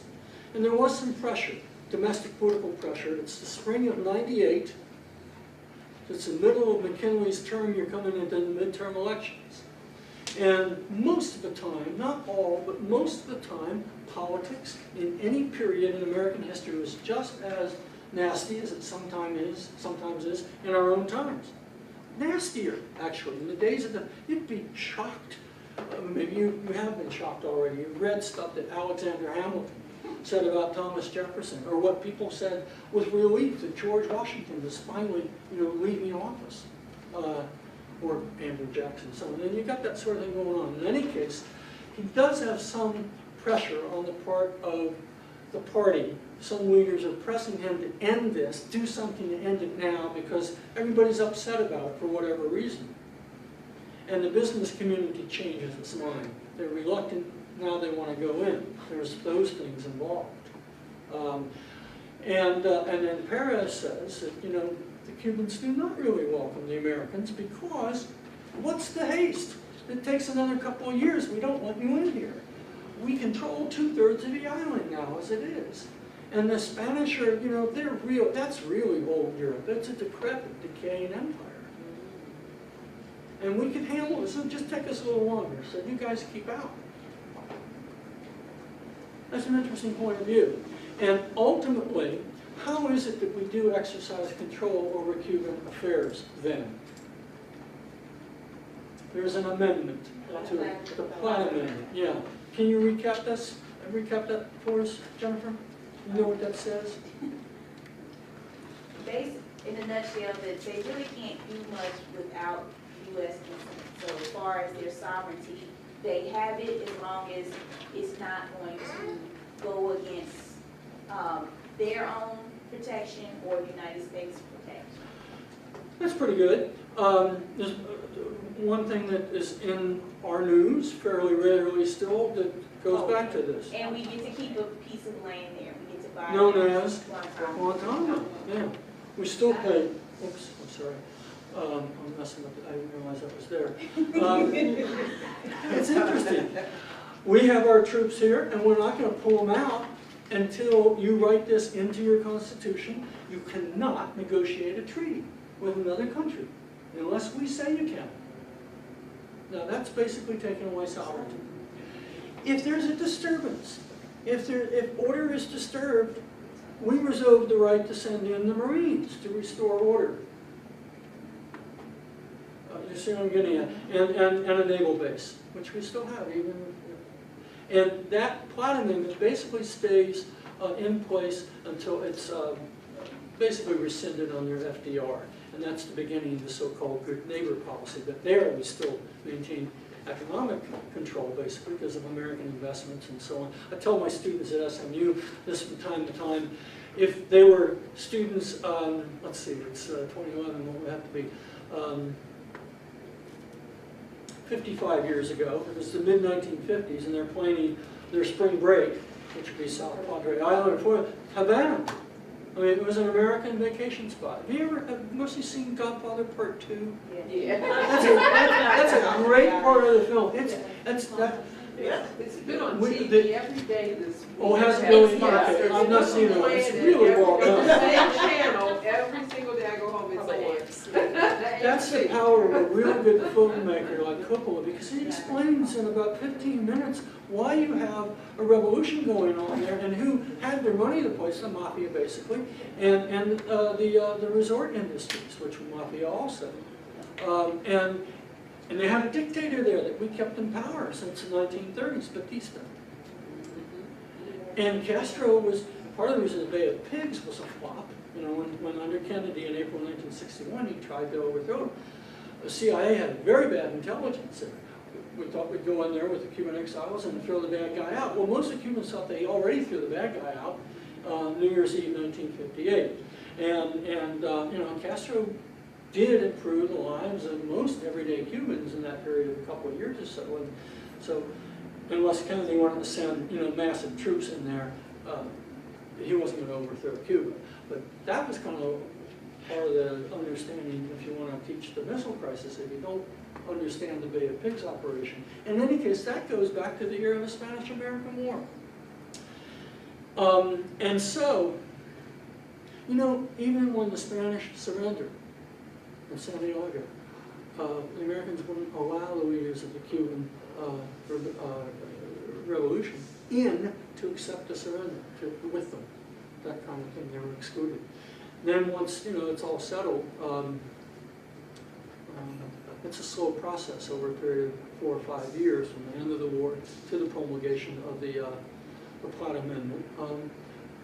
They run their own affairs internally, more or less, but nonetheless, it's for all practical purposes, this is what one calls a protectorate. That's what I said, the Platt Yeah. Amendment basically put them in the state of being a protectorate, Yeah. whether you want a protection or And not. that piece by Paris has so much in it. It's just an excerpt from a book that he wrote. He was at the University of North Carolina, I think, at the time when he wrote that, sometime in the mid-90s. Did you notice the title of this set of documents and essays? It's not the Spanish-American War.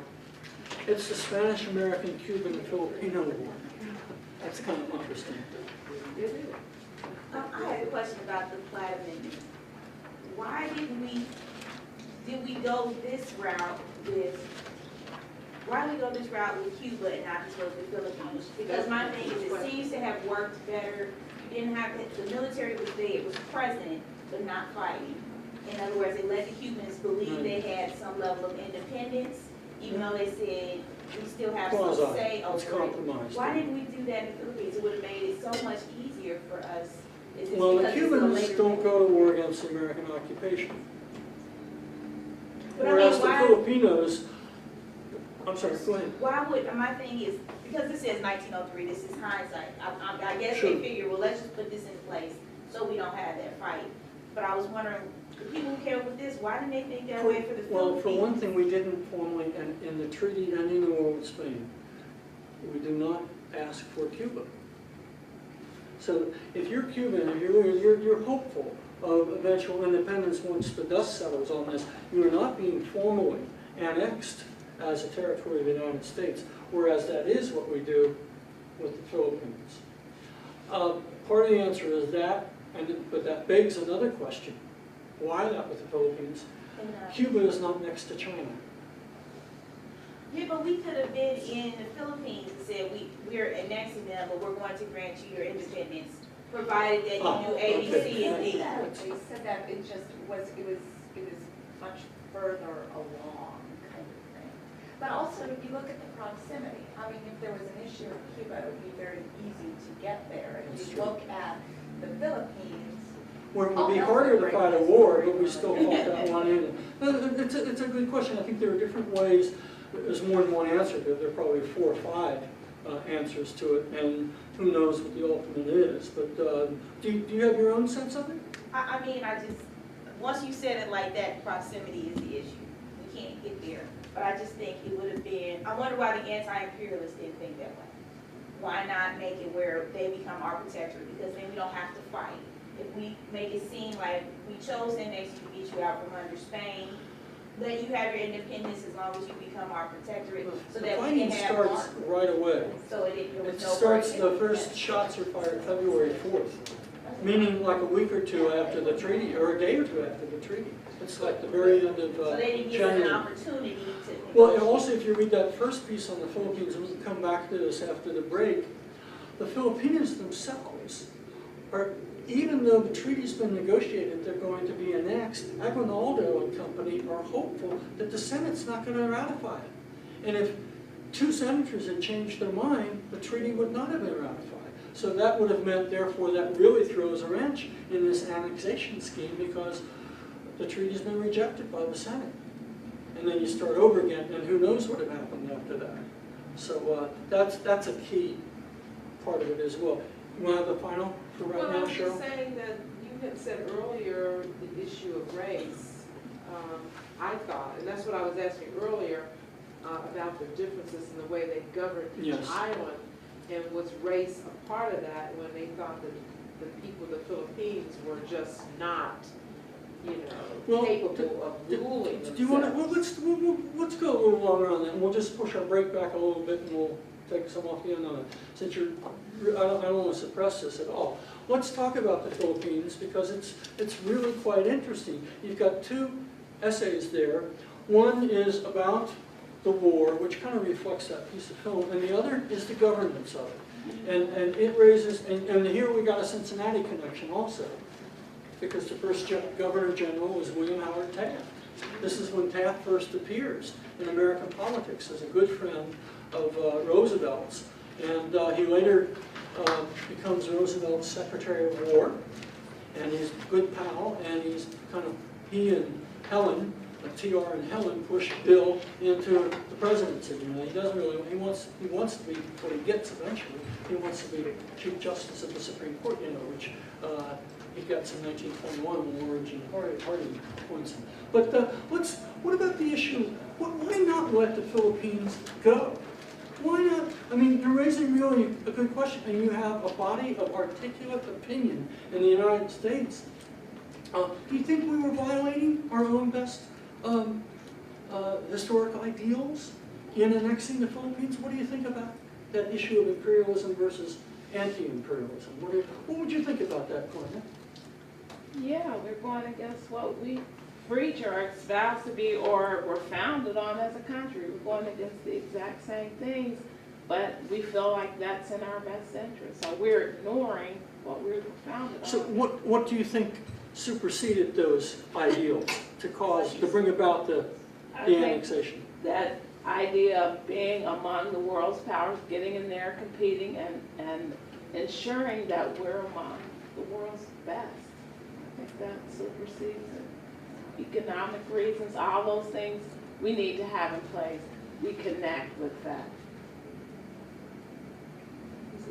Karen, what do you think? I look at it in a lot of ways because as, you know, connecting it to some of the things later with, you know, heading over to China and dealing with Japan, we also didn't have places to stop along the way. We didn't have our safety zones where it was just us, where we have a safe harbor and not relying upon our friends or people who we This hooks up with Mahan also. Yeah, and I mean, and the Philippines are a prize location. I mean, you are right in the midst of things and can easily get to all of these other places. And if we had let them go, I think there was a general consensus that someone else would go take them.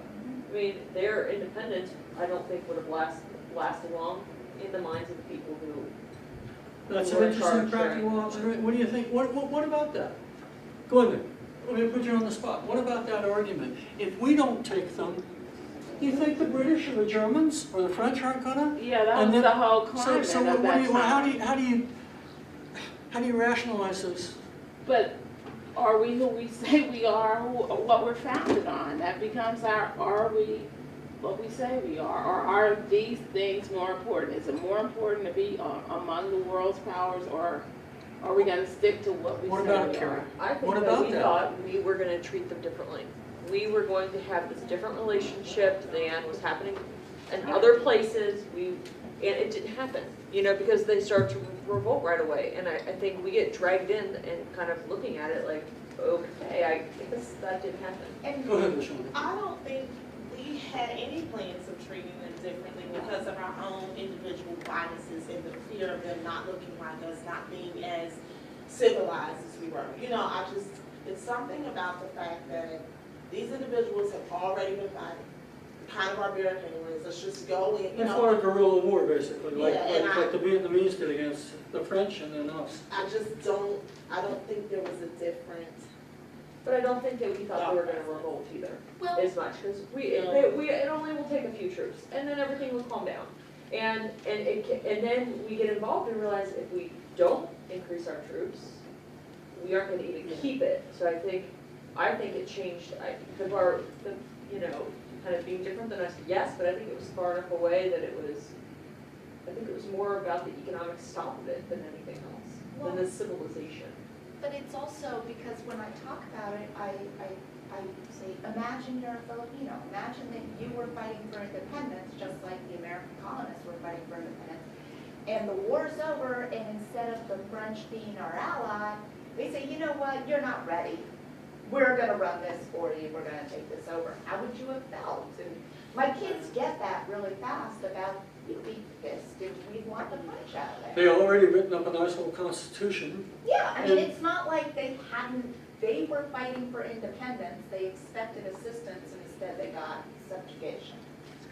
Well, but that's totally, and that's where I bring it in again. I think that goes with, that's that moral justification for what they were doing. The way we got out of what our founding principles were, we're saving them.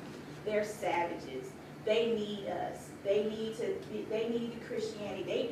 And it's that as an excuse, but they use it as an excuse to say that's why they don't need to have that privilege. They need us there. And that's an excuse. I mean, it was economic. It was so that we can have a military point for us to jump off of. But you had to have an excuse to tell all those anti-imperialists to say, no, look at our principles. Well, those principles get pushed aside when you're dealing with a bunch of savages. Carrie, let me put you on a second. How does the insurrection start? In the Philippines? Yeah. I mean, I'm just as like a debating point. How, if I ask that question, because let's say that the Americans are going there and they don't want to slaughter all these people. You've got to deal with why it is that these folks, if they're so incapable, how is it they're able to mount? It's a guerrilla warfare, but there is some organization to it. And then how do you countenance the atrocities? I mean, I don't know how many of you had a chance to read that first essay by Stuart Creighton Miller.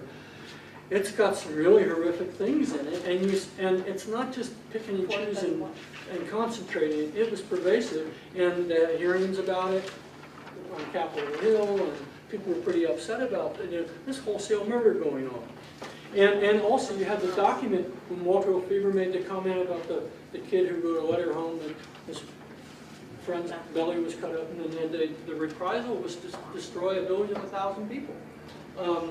That's not casually made up. It's really pretty brutal. And do you remember how it ended in a sense? Theodore Roosevelt basically wants it to go away, and he declares the war over, basically, because it was petering out, and they had captured Aguinaldo, and he became, a little more compliant, that sort of thing. And those are really, really interesting issues that you all raise very, very good questions about the issue of historic idealistic principles, which have meaning to most people, on the one hand, and then these economic and strategic imperatives on the other, and a kind of, belief. I don't doubt at all what you said, Carrie. I really don't. I think most Americans thought that they were doing good. And if you look at William Howard Taft's administration, how did we go about actually governing the Philippines? Because it gets to what Cheryl was asking about, comparing the two sets of circumstances, Cuba versus the Philippines, and how we regarded Filipinos versus Cubans. Did anybody get a chance to read that stuff on Taft? That's a piece from a book by Stanley Carnell. Stanley Carnell was a journalist back in the day of Vietnam, in the 60s and into the 70s. And if you've ever seen, maybe a couple of you might remember this, probably most of you wouldn't. In the early 80s, 1983, PBS produced a really, really significant 13-part documentary series on the Vietnam War called United States and Vietnam or something like that. And it was based on a book by Stanley Carnell, and it's a great, great book. And the series is really terrific, 13 hours long. And it's historiographically significant also because it was made, it's not uncritical, but it is sort of balanced toward critical in the year of Ronald Reagan. Comes out during his first term. So if you go back and read Stanley Carnell's article, you'll get some interesting insights. William Howard Taft, how does he go about governing? I mean, how do you start to build a government? You're not going to send just Americans in there, are you, to run the place? Well, from what I've just read, it seems like he decided to choose the wealthy to rule, I guess, to give them the opportunity to... It's called a policy of attraction, to attract the wealthier inhabitants to the occupying folks to collaborate. And they were happy to collaborate. How come? It's in their interest. It's in their economic interest, yes. They would become they're more conservative. The people who control the land. And there's Spanish and Filipino, mix, that sort of thing. And you have some of that in Cuba as well. It's an interesting, it's critical, it's pretty critical in the United States. And sometimes it gives Taft his due.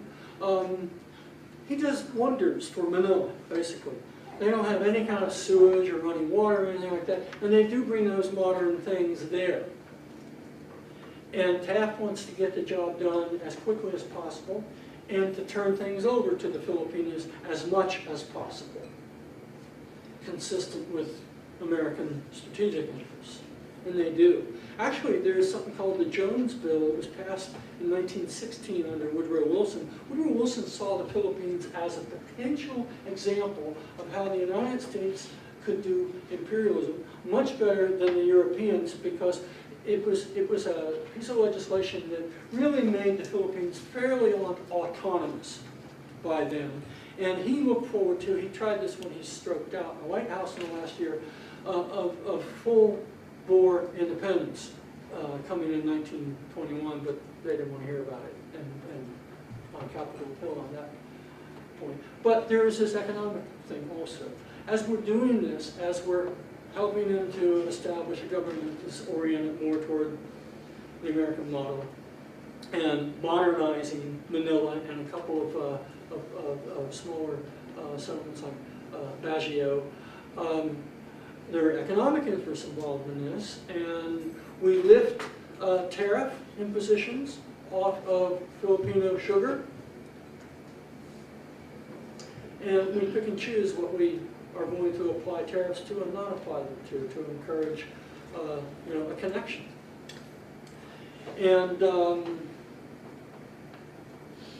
some of the streets are almost like a small American town with kind of storefronts and things like this. Really, really a nifty article. You can get some nice bits from it, I think.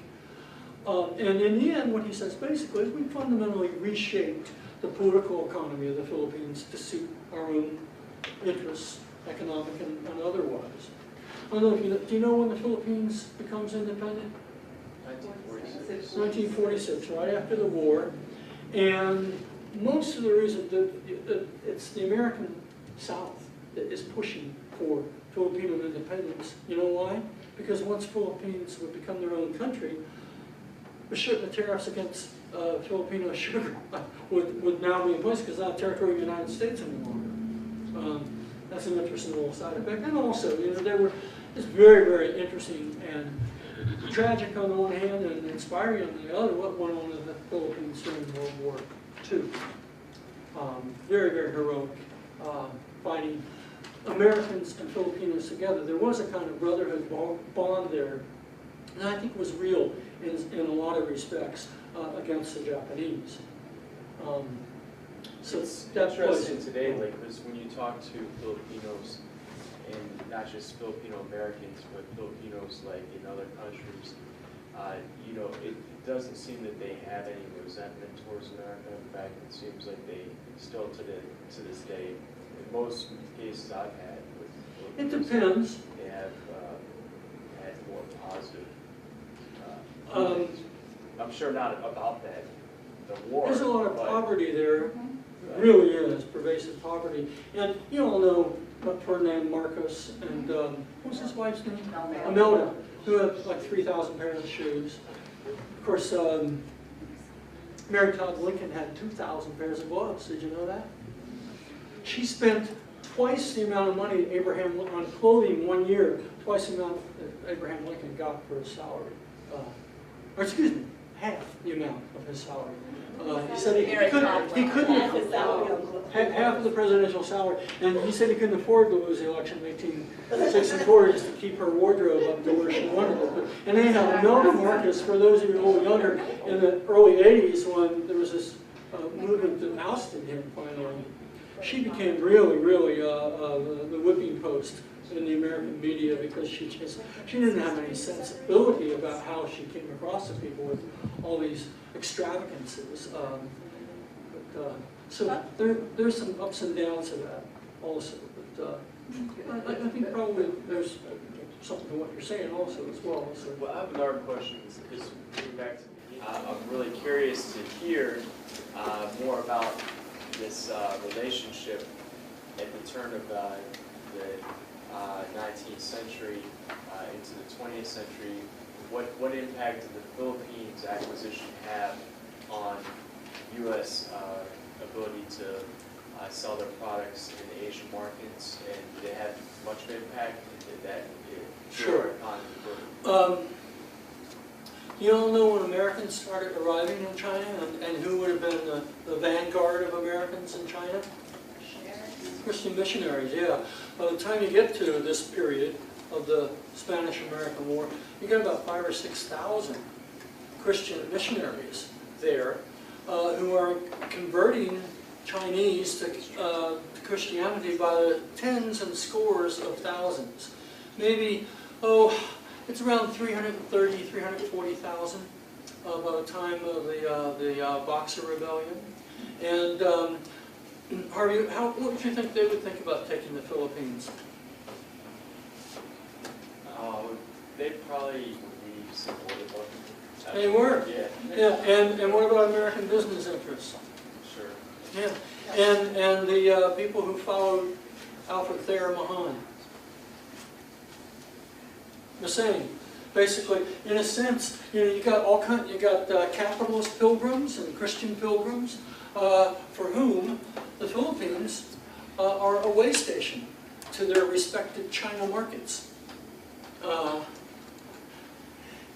It's a very, very important magnet for American interests for a variety of reasons. Some of you, a couple of you articulated this, that you do have this kind of, I don't know if anybody uses this phrase, but they're just kind of stepping stones to the Far East. And I took down the other map because I wanted to move this one a little closer because it's a more vivid map to look at Asia and the Philippines there.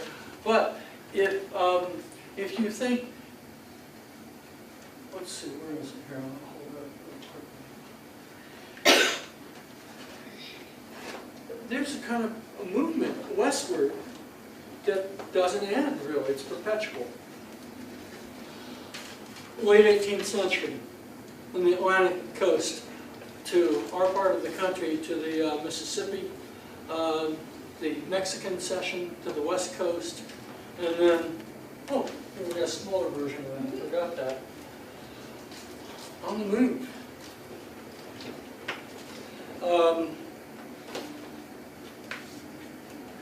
It's really the acquisition of the Philippines that impels the notion of the so-called open door, which is an interesting concept and a rather brilliant one strategically that the Americans formulate and articulate to groups who've been on the scene in East Asia for some time, 10 years, 15 and 20 years.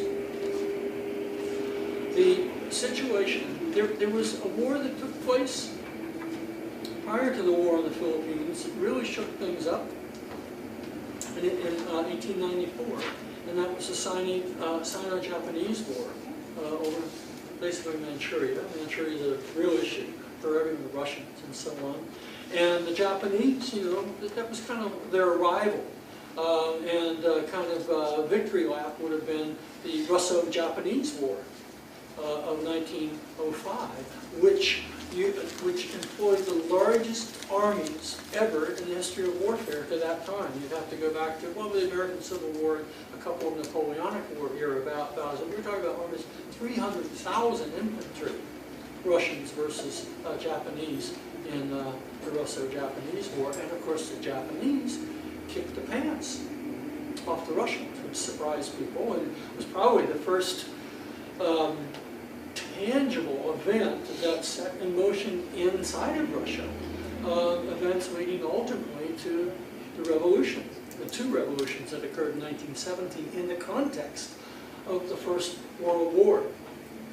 Domestic politics also involved. The Russians were always behind the other imperialists, and they thought, the Russian regime thought that it had to get into this great sweep of imperialist competition to be regarded as a great power. And it was hardly that. It was the most backward of all the so-called great powers in terms of its economic attributes. I mean, just that single string of, a single line of rail across the whole of Russia, it kind of tells the story. And the most backward government, really. I mean, the Germans were like, you know, progressives compared to the Russians in terms of labor politics and other aspects of their political society.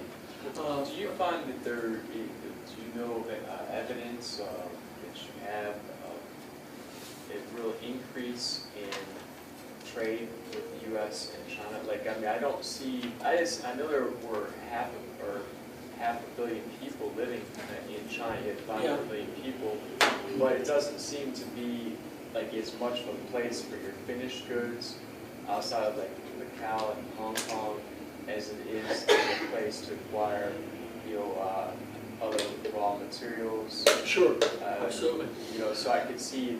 It didn't quite pan out, but there was this incredible lure. It loomed very large, China did, in the trade papers, for instance. Think about the cotton market, cotton being supplied to New England textile mills. And you've got competition, cotton coming from India. And we wanted a bigger piece of the international pie. And the thought on the part of textile manufacturers that they could sell a shirt waist, a woman's blouse thing, or a shirt or a shirt waist.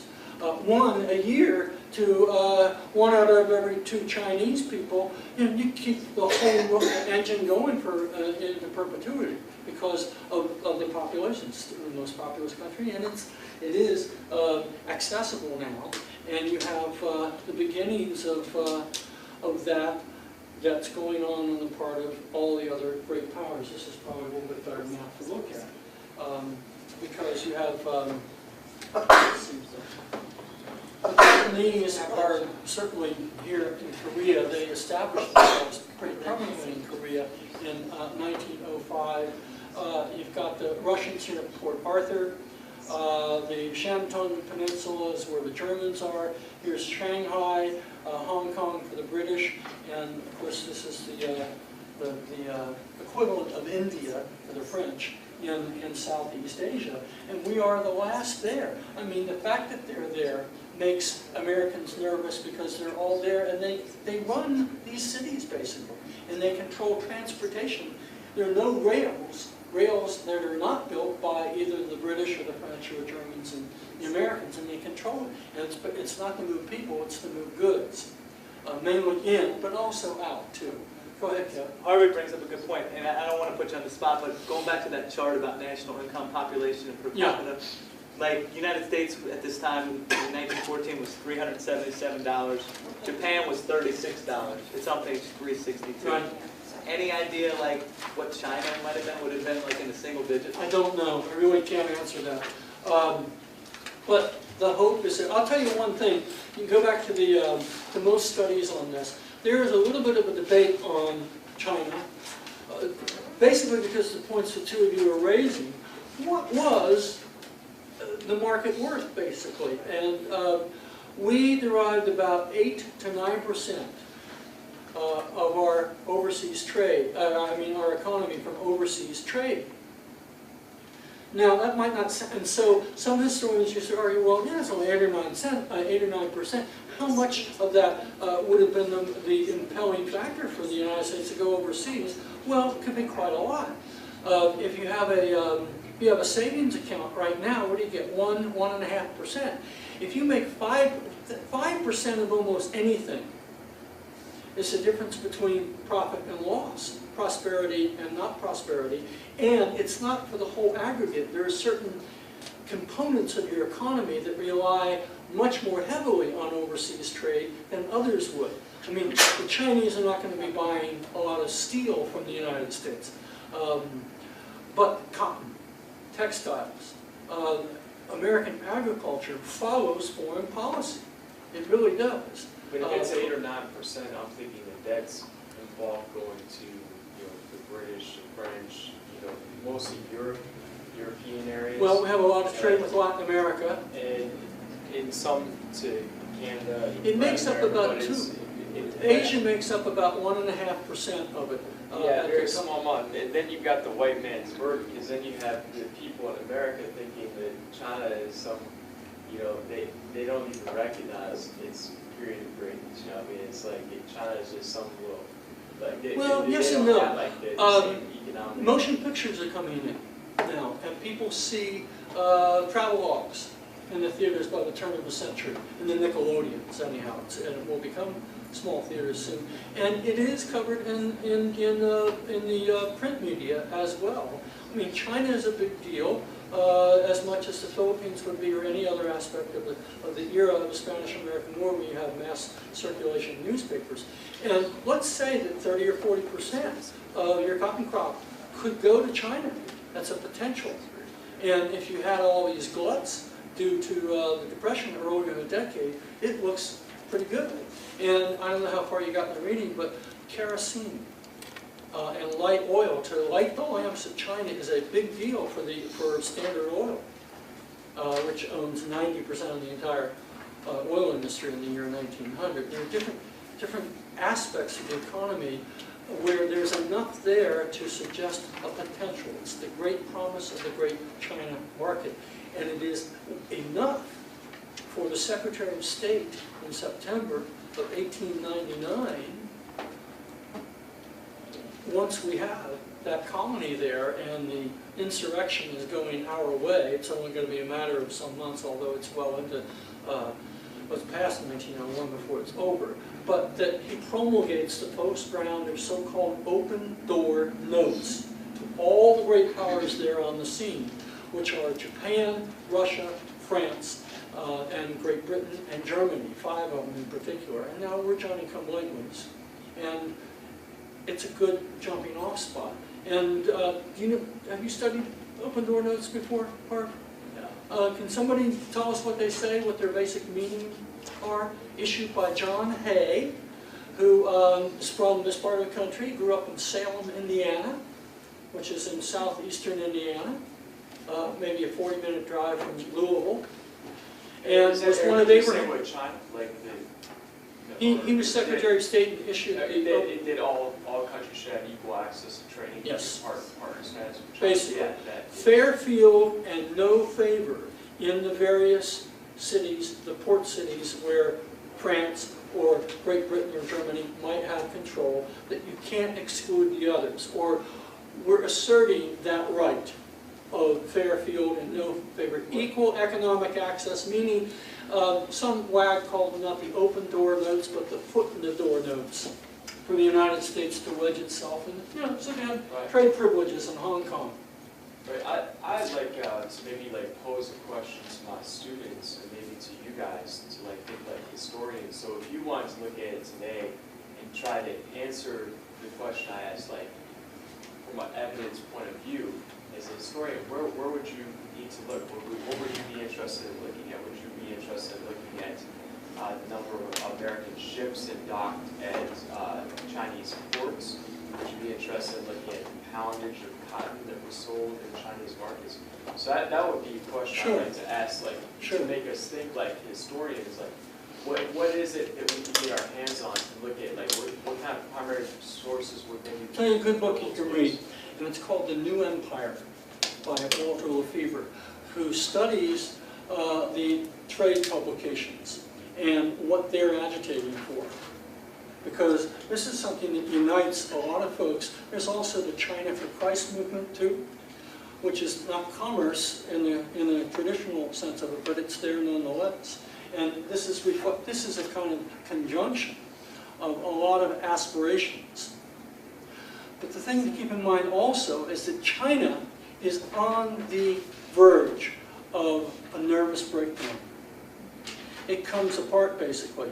It begins to come apart in this period, and it enters in 1911, a period of revolution that does not stop really until 1949. And so some of the potential there is sort of thwarted because of internal upheaval in China that's in part brought on because of all the depredations on the part of the great powers, really, really hungry for the great China market too. You know, opium, my students always, there's one or two who know something about the Opium War when we're studying the earlier period. Do you remember a guy named Lyndon LaRouche? Any of you? Do you Yeah, he remember? ran for president. He was a kind of a crazy guy who would be very famous Kind of, today with just a cable little TV, who used to run around saying that Queen Elizabeth was the greatest drug pusher in history. I actually use that when I teach that. I got evaluated one year and the principal sitting in my room and I was like, tell the the story, British Sarah. are the greatest drug dealers in history. What's the thought behind that? What's the Well, it's basis? that they brought in opium to control the masses in China so that they would be able to control. They forced opium Yeah. into China And it's in one the of those early where, 1840s. and it's one of those things where you're like, how does a little country come in and control a huge country and get them hooked on drugs? For the United States in 1899 to the early 1900s, there isn't much there. But we feel there isn't much because we've not been on the scene. Now we have the opportunity. And I think probably part of the evidentiary basis you need to look at is the amount of trade between the British and the Chinese, the Germans and the Chinese, the Japanese and the Russians, or the French, to see the potential. And the Americans wanted to have some of that, which is what would impel something like the open door notes. Some interesting ironies with all of that too. There's some question as to how the great powers replied. Some of them, you've got some documents that they replied in a friendly way but non-committal. No one rejected the idea. Which I find fascinating because You know you why would have, well, they didn't want to have to fight over it. And that's the way I presented to the kids. It's like, can you just imagine what would have happened if somebody Hay announced accord that all the powers were in accord with it. Just a kind of, just announced that. It's like, I'm declaring this war at an end. I'm announcing that no one disagrees with these accords, so this will be the policy that we'll assume. In the meantime, China sinks more deep into a kind of proto-revolutionary state, and you have the nationalist uprising, which is not that big numerically, but the Boxer uprising, the Manchu dynasty is really, really creepy. It's way behind China is as a civil structure and a power any longer in world politics. Japanese westernized to a considerable extent, starting in the 1880s and into the 90s, and they're building a navy and all of that. And you have the Boxer uprising, which is an anti-foreign movement on the part of intense Chinese nationalists. They actually only kill slightly under 300 non-Chinese, but they kill about 20,000 Chinese Christians. And they lay siege in the summer of 1900 to the legations, the area of Peking, where all the foreign legations are, for almost 2 months. And the powers put together an international army, and there are about 2,500 American troops that participate in this from the Philippines, with the Russians, the Japanese, the French, and so on. They land here at Tianjin and make their way inland to Peking to lift the siege. Now, it's interesting. Here's another example where domestic politics come in. In the year 1900, when McKinley was running for re-election, he was really pretty lucky with the cycle of things also. You know, Grover Cleveland was the only Democrat elected until Woodrow Wilson since James Buchanan, the president right before Abraham Lincoln. It's a period of Republican presidents, most of them from Ohio. You got Lincoln there, then you get, Andrew Johnson. But the first elected president after Lincoln is none other than our own Ulysses S. Grant, then Rutherford B. Hayes, then James Garfield, then Arthur Newsom New York succeeds him. Then you get Grover Cleveland, who is a New Yorker, and then Benjamin Harrison, the grandson of William Henry Harrison for a term, and then Cleveland is back in.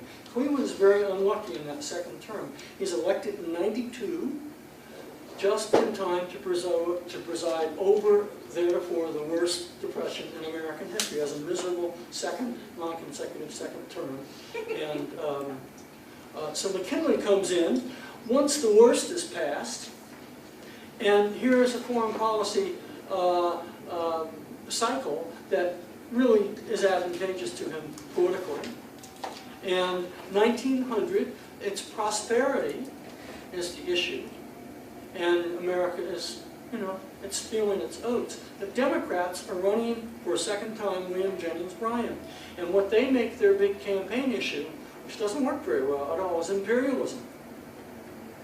At the Democratic National Convention, which was opened the 4th of July, a huge banner. America, a republic forever, an empire never.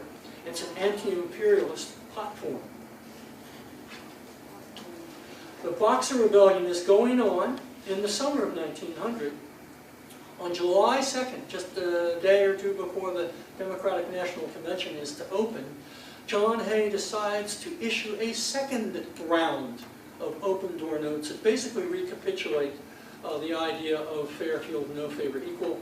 Everybody can come in on an equal basis for trade purposes, adding, because of the Boxer Rebellion and ostensibly the fear that this is the last straw that will culminate in the partitioning of China, formal, rigid spheres of economic influence. He adds to it the line that, that there will be no violation of the political independence and territorial integrity of China, that must be preserved. And coincidentally, the International Army arrives. They kill 50 to 60,000 Chinese along the way to Peking, ostensibly all boxers, and lift the siege. And this all plays nicely in American domestic politics. The Republican Party is kind of shaking off that yoke or that burden or that accusation of imperialism, because look what we've done. A second time now we've issued these open door notes and we've kept the great powers from partitioning China, so it stays intact. Now, have you been involved in any other coalitions similar to this, like No. prior to that? Not that I can think of. So that's I'm trying to rack my brain of something comparable That's to it. another important moment. Yeah, it's an act of internationalism in a sense, yeah. The U.S. involved in the world stage. The United States, I would argue, wouldn't have been involved in it at all if it hadn't already acquired this. I mean, taking the Philippines assumes an awful lot from that point onward, because it's on the scene. It has a palpable stake in it, strategically, economically, and otherwise. And that's an interesting observation. You do have this kind of like United Nations on behalf of imperialist ends. Have any of you had a chance to do the readings on the open door policy? Anybody remember, shall we take a slice of China? That internal debate, it's really quite interesting. And then you have a Chinese scholar writing one of the pieces, arguing that the United States was not making an anti-imperialist statement, nor was it trying to save China from partition, because that was a very unlikely. You want to take it, Sarah? Go ahead. Well, it's just sort of that they were putting themselves in it. And it wasn't, I mean, and that's, I mean, like that was my perspective on it, is that it wasn't so much that they were keeping it whole, it's they were imposing themselves in a place they didn't have a foothold to begin with. That the open door notion you're talking about, you want your share of the pie. But you missed the You're chance, basically right? accepting the idea of a French and a British and the German sphere of influence. We just want to share a little bit of it and let the Germans take part of a little bit of trade in Hong Kong as well, that sort of thing. And that there never really was much of a chance of formal partition, because who's going to start the ball rolling? Right. This idea of an open door policy is attractive to everyone. And trade was a lot cheaper than actual colonialism in China. I mean, and it's, you know, you get into all the I mean, it would have been Africa all over again with all the different ethnicities and the huge vastness of it, and that was expensive. Yeah. Here's an interesting postscript in this involving Theodore Roosevelt too, because Kevin was asking me a little bit if I could talk about this a little bit more about China and Japan and so on. China really is prostrate at this point. The Manchu dynasty is crumbling, and it's out by 1911. And you have a period of tremendous turmoil in the 1910s into the 20s. And the Japanese go in there, of course. Well, they take Korea in 1905, and they hold on to it until the end of World War II. And we signed a couple of documents, one of which is under our friend Bill Taft, that we recognize the right of Japan to hold Korea, but would you please acknowledge the fact that we have the right to hold the Philippines? And how about a little lip service to the concept of the open door, which the Japanese are happy to do. Theodore Roosevelt, who has an awfully good strategic mind, you know, Theodore Roosevelt was a kind of historian. He wrote a pretty nasty 4-volume history of the American West called The Winning of the West. And it's as bad as anything you could possibly imagine in a discussion of Indians, for instance. It's about as nasty, it's not even benignly racist, it's just mean-spirited. That these are savages that need to be moved out of the way, that kind of thing. He wrote a pretty serious work that's still regarded as the best of its kind on the naval battles of the War of 1812.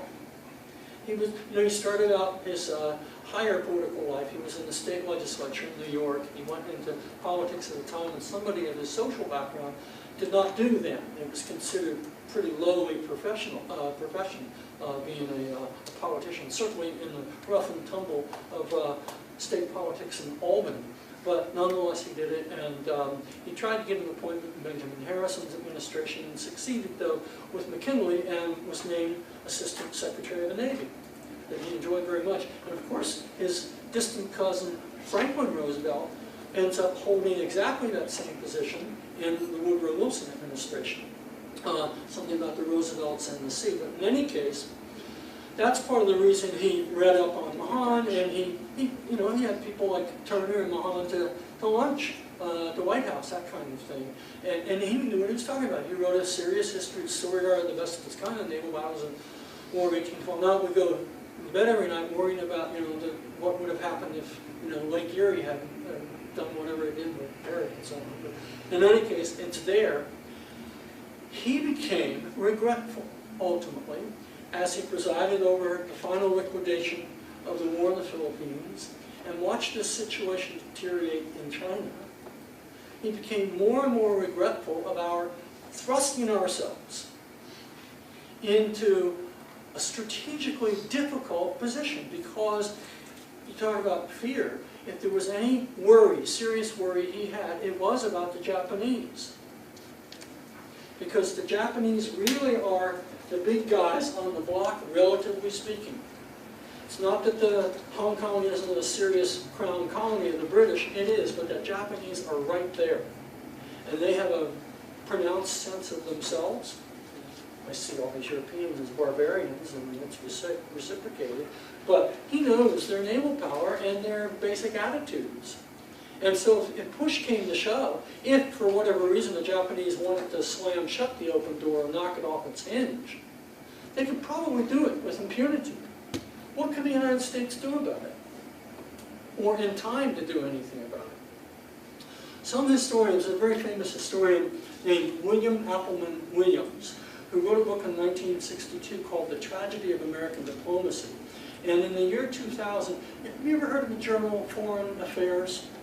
Publishes 5 times a year. Its own subscription publicity declares it the most important magazine in the world, because Time magazine once said that. And on one level, it's read all the capitals of the world, and there are thousands of copies in all kinds of offices in Washington. And college professors who teach diplomatic history subscribe to it. It's current affairs, and it's also historical perspectives. In any case, they published what they considered the 100 most important works on the history of American foreign relations in the 20th century in the year 2000. And this book was one of those 100. And William Appleman Williams, who has an early career at Annapolis and later became a historian, became rather critical of the United States, and he developed this idea called the open door thesis, arguing that, and a lot of people poke some holes in it like they do about anything like the Turner thesis and so on, that wasn't really the Western United States. It was not totally unoccupied. There were about 300,000 or 400,000 native people living there and that sort of thing. In any case, in the case of the open door thesis, he argues the brilliance of John Hay with the open door thesis because the United States attempted to expand without formal imperialism, practice a kind of informal imperialism, without warfare, without resort to warfare, he would argue, and that the open door notes was an example of that. And that the United States had tried to do that elsewhere in the course of the century. But often, but there's an interesting question that comes in there. When you get the larger power exercises economic influence over the weaker power, is that not nonetheless some form of imperialism? It's an unbalanced relationship. That sort of thing. In any case, to get back to Theodore Roosevelt here, he worried about this all the time, and that's partly why he sent in the last full year he was in office, sent the Great White Fleet around circuit 28,000-mile tour, I think, ultimately, wasn't it? Justin? William Appleman Williams argues that the first leg of the road to Pearl Harbor, the coalition between the United States and Japan, started in this area.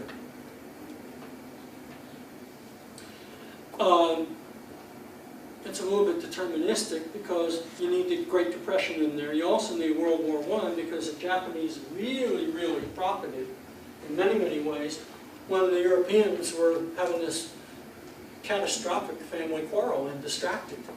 The Japanese took the German colony away in Shandong and just really ruled the roost there. And then you have the beginnings of World War II in the Pacific, starting in 1931, when the Japanese came in and took over Manchuria and renamed it Manchukuo and put in power. Have you ever seen The Last Emperor? Terrific film. It's about Pu Yi, who was the great-grandson of the Empress Dowager, who was in power at the turn of the century. In any case, he's a little boy at the time of the revolution, and is put in power as a kind of puppet emperor by the Japanese. And then when the Chinese Revolution, Chiang Kai-shek and the nationalists versus Mao the communist comes about, he's in prison and that sort of thing. And that's an interesting story there. William Appleman Williams's thesis is borne out somewhat anyhow because the United States did absolutely nothing in 1931 over the fact that the United States had taken, that the Japanese had taken all of this with impunity. Of course, at the time, it's 1931, it's 2 years into the Great Depression, Herbert Hoover is president, and who wants to go to war over, the fact that Japanese had taken Manchuria? So it's a rather complicated relationship. An interesting contrast, though, when we're talking about the open door in Asia, asserting the right to trade. Do we have an open door policy? Do we observe that principle here in the Western Hemisphere? Duh. What do we have going on? Both of these things are under Theodore Roosevelt when we're involved to the extent that we are in America. So you have the open door policy on one, you leave the Roosevelt on the other. Yes, It's just based on the Monroe Doctrine. Yeah. And it's just sort of, and then intervention in many locations in Latin America where. No, that was the Monroe. The Roosevelt was that we would intervene to protect our interests. Mon, go ahead. What I was going to say is the open door policy is so that we can continue with trade in that area. The Monroe corollary is Can we It's say? a Roosevelt corridor. Right.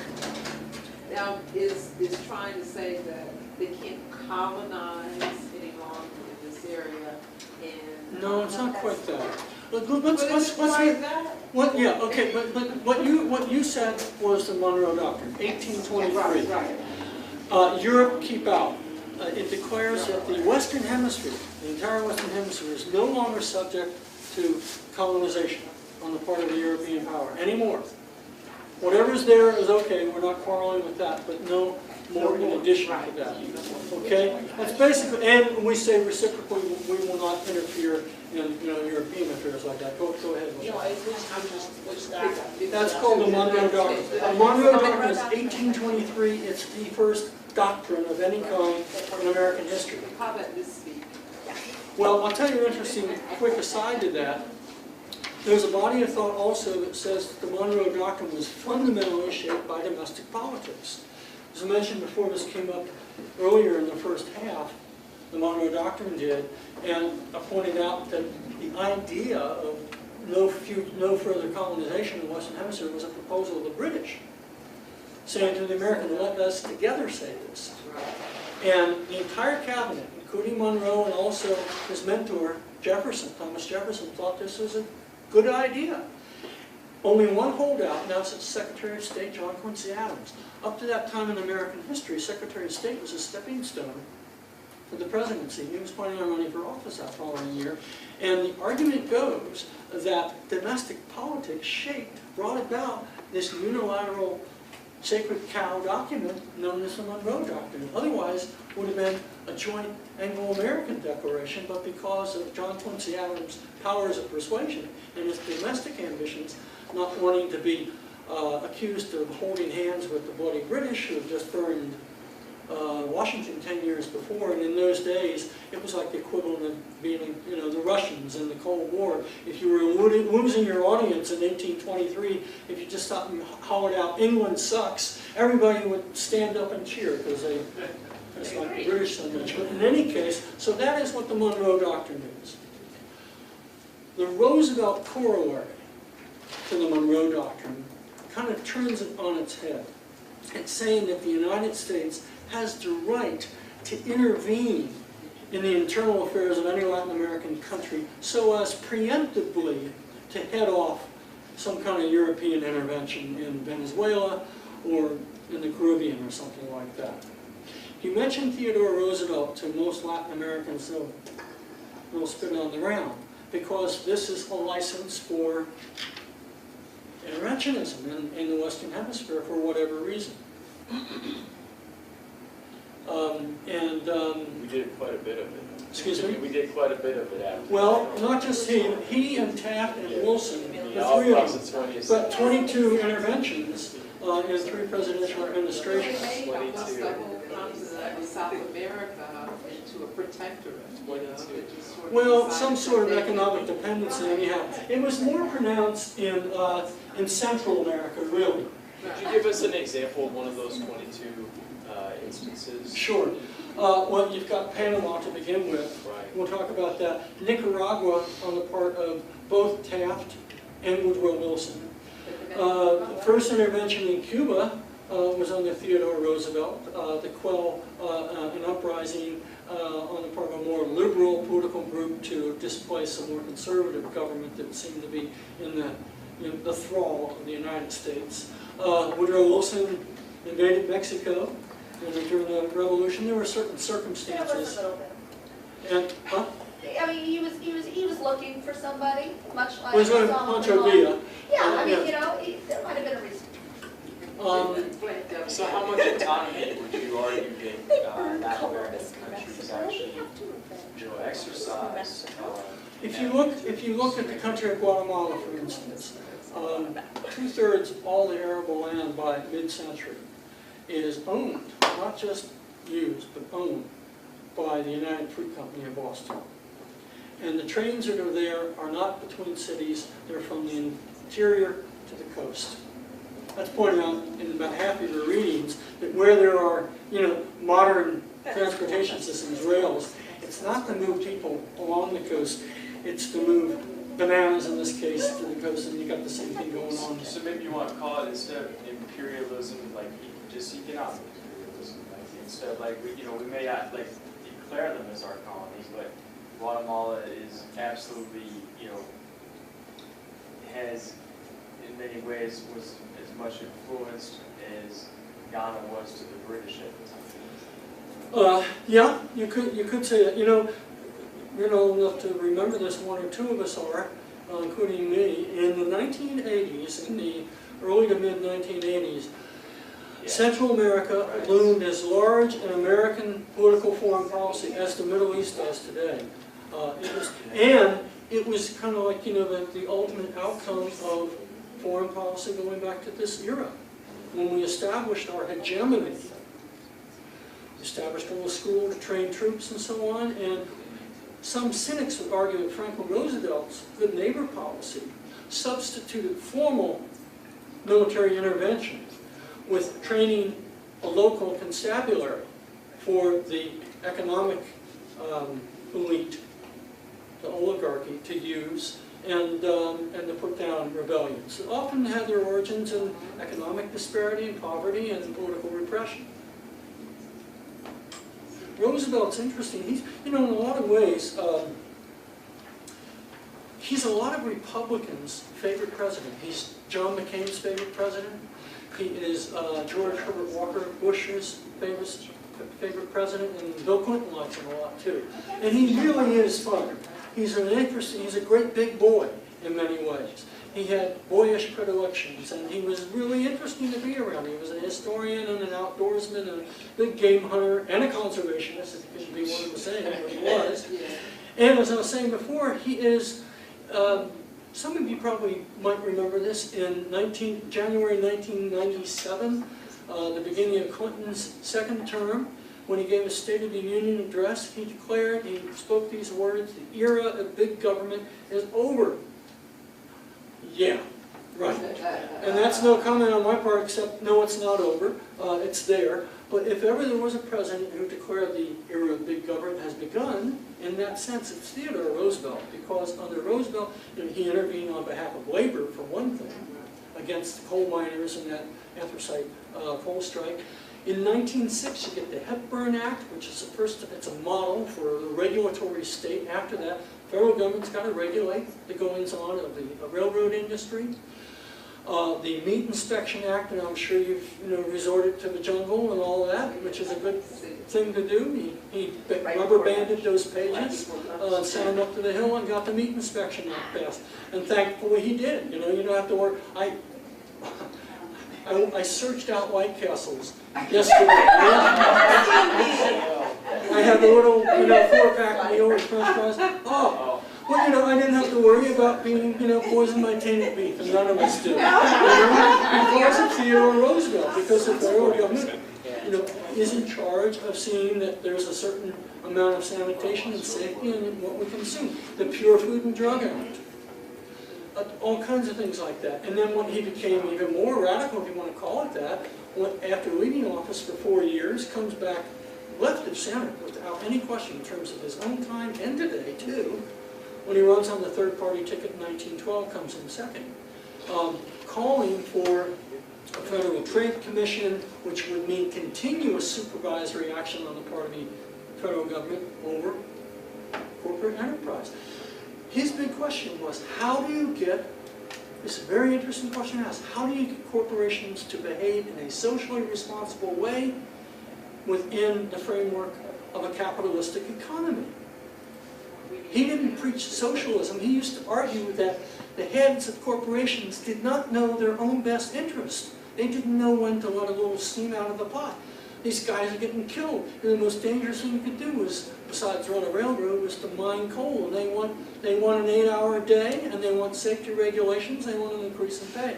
And he sided with them. He got them part of that by forcing the owners of the anthracite coal mines in the east. 150,000 coal miners walked off. And New England's worried about winter coming on. He said these guys are going to bring on socialism, the heads of these corporations, because workers will put up with this only so long before you have really radical politics. And if the main parties don't begin to think about this, and realize somebody's got to be in the middle there, you're going to have a radical political movement in this country. And that basically is what Theodore Roosevelt, the Republican, and Woodrow Wilson, the Democrat, on the home front, because Wilson is responsible for the Federal Reserve Act, the Federal Trade Commission Act, the first 8-hour day law, which affected all the nation's railroad workers, and the first federal law restricting child labor. I mean, he had some deficits, definitely, too, as president, but those are very, very significant legislative agendas for both those presidents, basically to maintain decent conditions for working people. What would they say today? And, huh? Wonder what he would say today. Both of them probably would think both parties are a little too timid along those lines, really. They're really, really interesting presidents. I didn't mean to go off on quite that tangent, but there it is. And also, you know, jumping ahead there, if you want to study the politics of domestic policy, we don't have to, New Deal is a totally fascinating thing and a totally instructive subject for our politics today. Yeah. Herbert Hoover and Franklin Roosevelt back to back. Herbert Hoover is partly George W. Bush and partly Barack Obama, with the stuff he did in his last year in office. Bailouts for the bailouts, so-called, for big corporations that were too big to fail. Herbert Hoover kept the country going as much as Roosevelt did. And Roosevelt was very slow to come up with a jobs program, too. That was the second New Deal, the second half. Well, that stuff gets in there. World War II comes along. By the time we get to the 1950s, Eisenhower, the first Republican century, they basically co-opt a lot of that. Eisenhower, the Republican Party on the Eisenhower, and Truman and the Democrats, the centers of both parties are almost indistinguishable. Eisenhower undertakes big public works projects like the Federal Interstate Highway Program. Department of Health, Education, and Welfare is established under him. Expands Social Security, covered another 10 million people. Ups the minimum wage by 33%. And does not attempt to roll back the New Deal. A Republican regime actually consolidates it as part of our political economy, that kind of thing. Roosevelt in foreign policy, though. He definitely is an imperialist in many ways, certainly in the Caribbean. And the story of the Panama Canal, do you want to do it? Are you still up for it? We're doing about 10, 12 minutes, and I think we're supposed to stop at quarter after. But in any case, you've got a really interesting story here on TR and the Panama Canal. Does anybody, do you all teach this? Yep. Have you ever taught it, Kev? You start with the Lesseps. Ferdinand de Lesseps, the Suez Canal. The French failure to be able to build it. Yeah, why was it a failure? De Lesseps was regarded as a genius with the Suez Canal. Just the logistics, the conditions. I don't know. Well, I need a map of the Middle East, but imagine that's a map of the Middle East. It's a sea level canal. You're digging a big ditch in between the Mediterranean and the Red Sea, basically. And it's a big excavation project. But what he tried to do was to repeat that, to build a sea level canal across Panama, which is mountainous. Yeah. And it was a huge scandal in French domestic politics, lost millions of dollars, and de Lesseps lost his mind. He went crazy in the end. And that's the background to this. And of course, the Americans had an agreement, the Clayton-Bulwer Treaty going back to 1850, that in the event of a Trans-Isthmian Canal, the British and the Americans would do it together. That's another indication part, and some others have been mentioned this too, of the amity between the British and the Americans. Let's dig this canal together in 1850, anyhow, whenever it comes along. In any case, that's abrogated with the John Hay Pauncefote Treaty in 2001, so that the United States can do it by itself. The big question is not whether, it's where. Here's another impact of the Spanish-American War.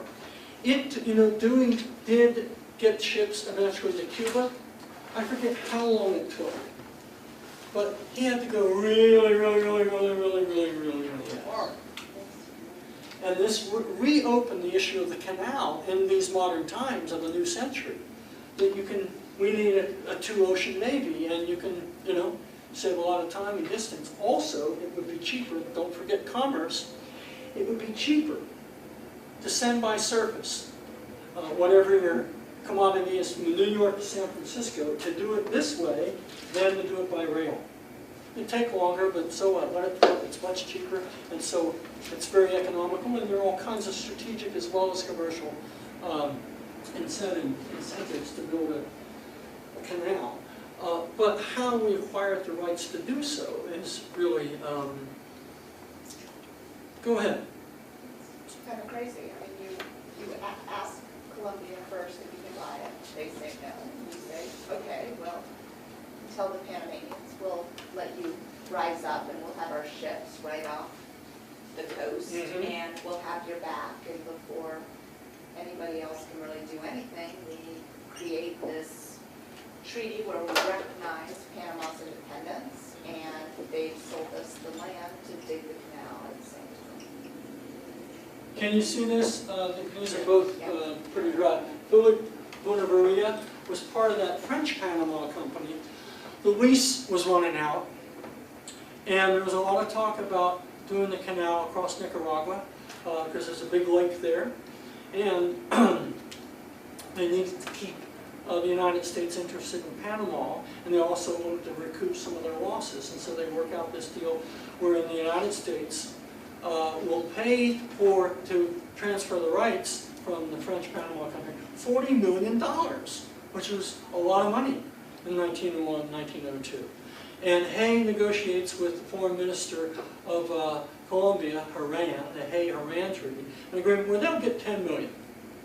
But the Colombian parliament rejects that out of hand, and Theodore Roosevelt is enraged, says he calls them inefficient bandits. And the worst insult is inefficient rather than bandit for Theodore Roosevelt. And that's where you get Philippe Bonavaria coming into the picture, who hires William Cromwell of the firm Sullivan & Cromwell, which is still one of the most powerful law firms on Wall Street, which incidentally represented the United Fruit Company in Guatemala in the mid-century. But in any case, you get the origins of the encouragement of that revolution on the part of the Panamanians. Panama was a province of Colombia. And Roosevelt sent one of the ships of the Great White Fleet, the USS Nashville, down to prevent, they couldn't send an army overland because the terrain was so severe, but rather by ship, and the presence of an American battleship would prevent the Colombians from putting down the Panamanian uprising. Now, Philip Bonavaria, a representative, a citizen of France, representative of the French Panama Company, hasn't laid eyes on Panama in 15 years. He's in New York. He declares himself the foreign minister of Panama. Gets on a train down to Washington, hammers out a treaty with John Hay, the Hay-Bonavaria Treaty, $40 million. And in any case, the Panamanians had said, don't do anything until we get up there. Well, by the time they get to Washington, it took them too long. The treaty is negotiated and signed, and the Panamanians are so, there's one who's so upset that he knocks Bonavaria cold. One of them faints. In any case, it becomes fiat. The treaty by which the United States acquired a 10-mile strip across Panama is known in Panamanian history as the treaty no Panamanian signed. And that's the origins of how we acquired the good of civilization in TR's lexicon. That strip of land, 10 miles wide, to which we would pay the new Panamanian government $10 million, which is basically the deal we had offered to Colombia, plus $250,000 a year for 10 years. And quasi-sovereignty.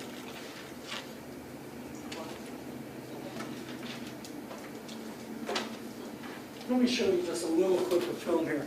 You all know who David McCullough is?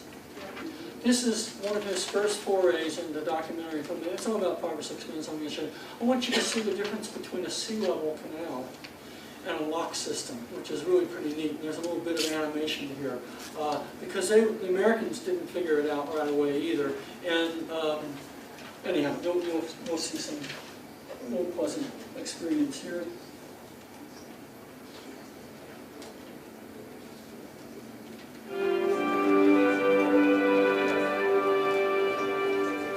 It was John Stevens who saw the real lesson of the French experience, the futility of trying to dig all the way down to sea level. It was John Stevens who best explained to Theodore Roosevelt how a lock and lake canal would bridge the isthmus and make a virtue of Panama's phenomenal rainfall by damming the Chagres River and creating a man-made lake. This way, most of the digging would be concentrated at Culebra Cut, the point where the canal cut through the highest ground. Roosevelt could now picture how a ship would be lifted up to the lake through a series of locks like steps. The system was brilliant because it was so simple. Each chamber would fill by a flow of water from the lake above. The one force at work was simple gravity. No pumps were required. Roosevelt might have insisted on a sea level canal. It was what many in Washington wanted. But he listened to Stevens, and well, he did. Had the United States tried to build a sea level canal, the project almost certainly would have failed.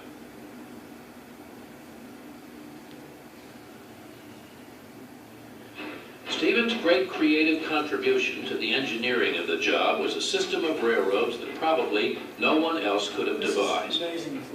A project intended for ships became one of the biggest railroad undertakings of all time.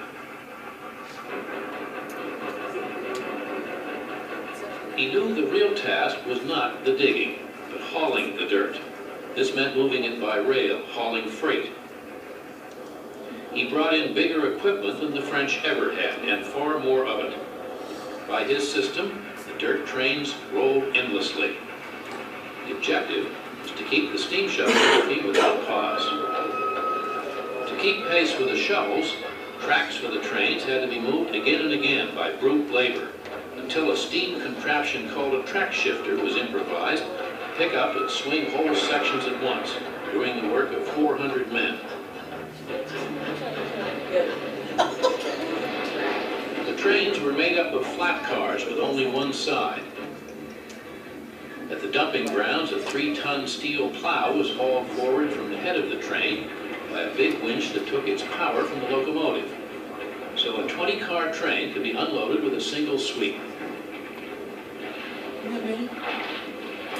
The spoil, as they called it, was hauled off to build the immense earth dam at Gatun.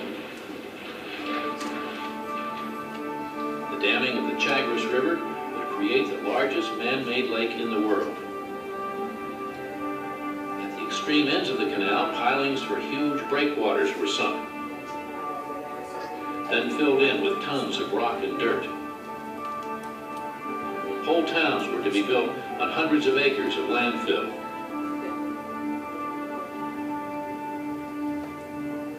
By December 1905, Gorgas was able to announce there was no more yellow fever on the isthmus. It was hard to believe, but true. The year after, Stevens had 24,000 men at work. Theodore Roosevelt decided to come look things over.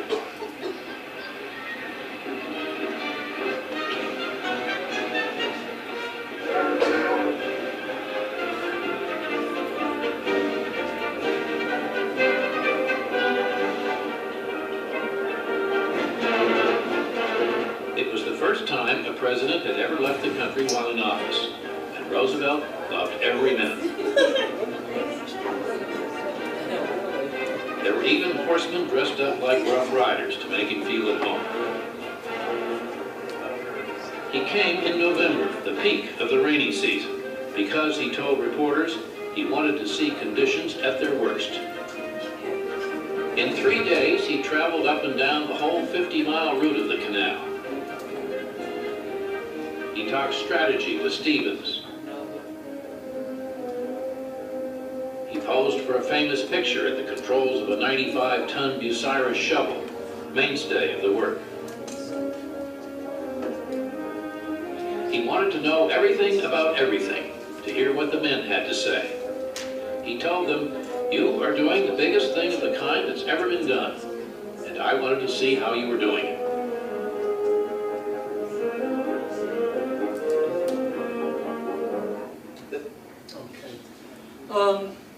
That's 4 or 5 minutes of film. I think that's good class time, well used, I think. Just a little bit of that because it's fun for one thing. And it's an hour long, it's not on DVD yet. They ought to get it on DVD because it's really very good. Some of the footage is even more spectacular than what you saw there. And I would think it'd be a fun thing for high school students to appreciate such an incredible engineering feat as it was. It would be an incredible feat today, let alone a full 100 years ago. It took 10 years, 1904 to 1914. And you've got all kinds of other issues involved. You've got Theodore Roosevelt as a personality. You've got world politics involved with the French and rogues right and left in the whole story. And then also all the other issues we've talked about. We're talking about this is the consolidation of the American lake, in a sense, of our hegemony in the Western Hemisphere, where we do not practice the open door. It is the Roosevelt corollary because of a situation in Santo Domingo where there's corruption in the customs house, and he's arguing that if we don't do something to straighten that out, that we'll have foreign intervention there. So I'm declaring my corollary to the Monroe Doctrine that I'm exercising the police power to go in there when you have breakdown of civilized intercourse, that sort of thing, and asserting the right to intervene. And that becomes the basis for other kinds of interventions for the next quarter of a century. In the meantime, without necessarily practicing full-scale occupational colonialism, the United States nonetheless is able to achieve hegemony over the Western Hemisphere in a political, economic sense and in other ways. And it is interesting to contrast the two fields of enterprise in the sense of foreign policy action. The Western Hemisphere, Monroe Doctrine, East Asia, the open door policy, please, nothing about, do the Japanese not have the equivocal right, the equivalent right to have their own Monroe Doctrine, that kind of thing.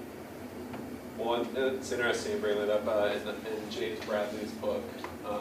That's where he puts a lot of the blame for leading up to Pearl Harbor, and he says that through secret negotiations with the Japanese, that Teddy had basically told the Japanese that they do have that right, that they had the right to a Monroe Doctrine in Asia. That's because Teddy believed that the Japanese, he called them, honorary Americans. He believed that, they were going to be looking out for the best interest of the United States in Asia. Yeah, it's interesting, isn't it? It's a kind of realism on his part also. There's an interesting domestic political issue that has all kinds of it's about race actually. In San Francisco, when the school board excludes Japanese or Japanese American children from the public school system in 05, 06. And there are riots in Tokyo over there. They take this seriously. There's demonstrations from the American embassy. And TR is almost apoplectic over this with the school board. And he brings them back to Washington and harangues them and says, you've got to rescind this segregation ordinance, basically. And it's ultimately called the Gentleman's Agreement because he prevails enough on the Japanese government to get them to halt further emigration out of Japan to the United States, cut off at its source. And he, for his part, will do his best, and is doing his best, to stop this insult to the Japanese who are already here. And that's an interesting aspect of a foreign policy issue that goes all the way to Asia now. And then it comes back again in World War II.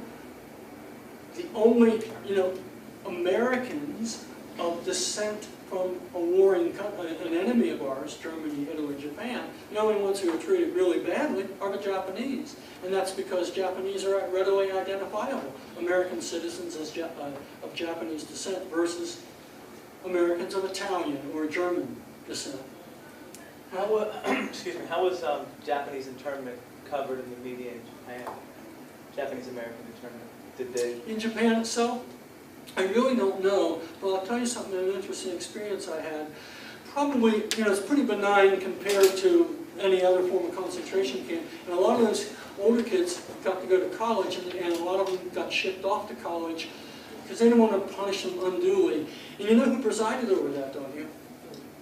Earl Warren, who is known as the most liberal of all Supreme Court justices, the Warren Court, was Attorney General of California during the war, and he presided over the greatest mass violation of civil rights and civil liberties in American history.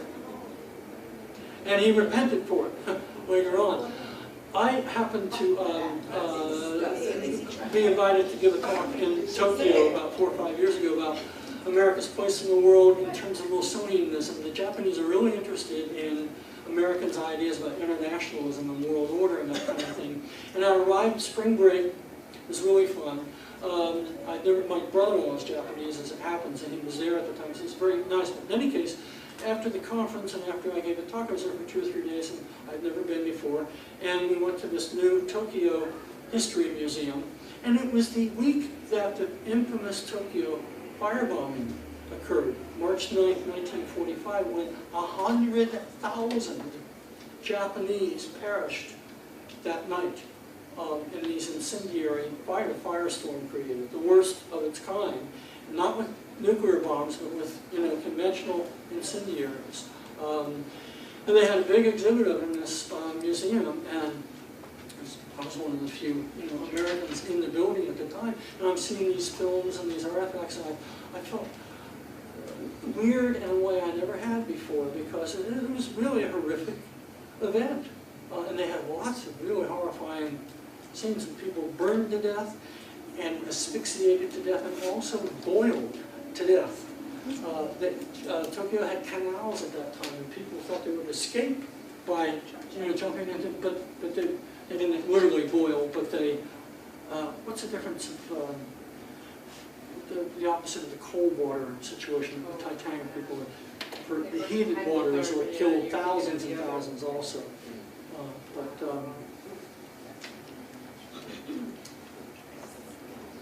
This seems like an odd point to end up, but we're over time now, and somebody was standing there a couple of times. I can't attempt to tie all this up right now in one hour, but I do hope this has been a lot of fun for me. I hope it has for you also. Fun and good series. Thank you very much.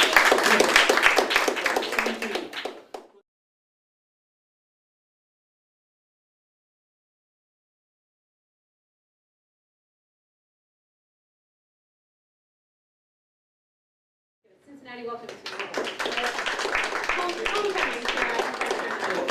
Yes, it is a homecoming. Thank you. That's very sweet of you. Well, good morning to you all. I'm glad we had I don't know, 30, 40 minutes of people coming in, gradually, including myself, and just having a chance to have a little chit-chat before we got underway. It's really helpful for me, and it's really nice to know a little bit about everybody before we get underway. As Carol was saying, what I teach mainly, I teach the U.S. survey all the time, particularly the second half, America since the Civil War, mainly. But as far as intermediate and advanced level courses, it's 20th century politics and foreign policy with the accent on foreign policy. Although I tell my students this all the time when we study foreign policy issues, say even in the survey course, don't forget the domestic side of the making of foreign policy and the reciprocal relationship between politics and foreign policy. Politicians are politicians at any time in history. And people have economic concerns and strategic concerns and all those sorts of things, and people are striving for their own particular advantage.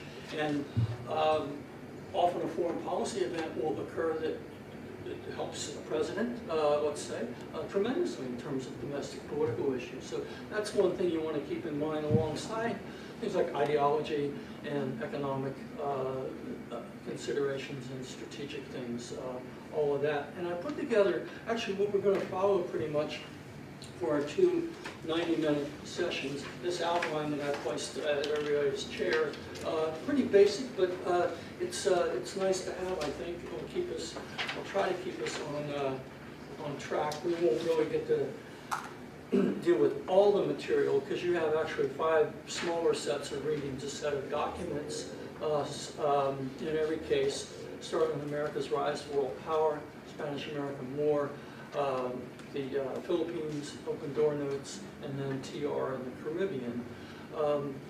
So you have primary sources there, and then those are followed, I'm sure you know this, but it's worth reiterating, 2, sometimes 3, secondary sources, chapters from books or well-regarded articles that were selected by the editor of the series because they debate one another. You saw that right off, I'm sure, when you read Walter Lefebvre and Offner, for instance, on why we want the war with Spain, the same sort of thing with TR and imperialism in the Caribbean. And so I do want to have some work in a kind of Socratic method here.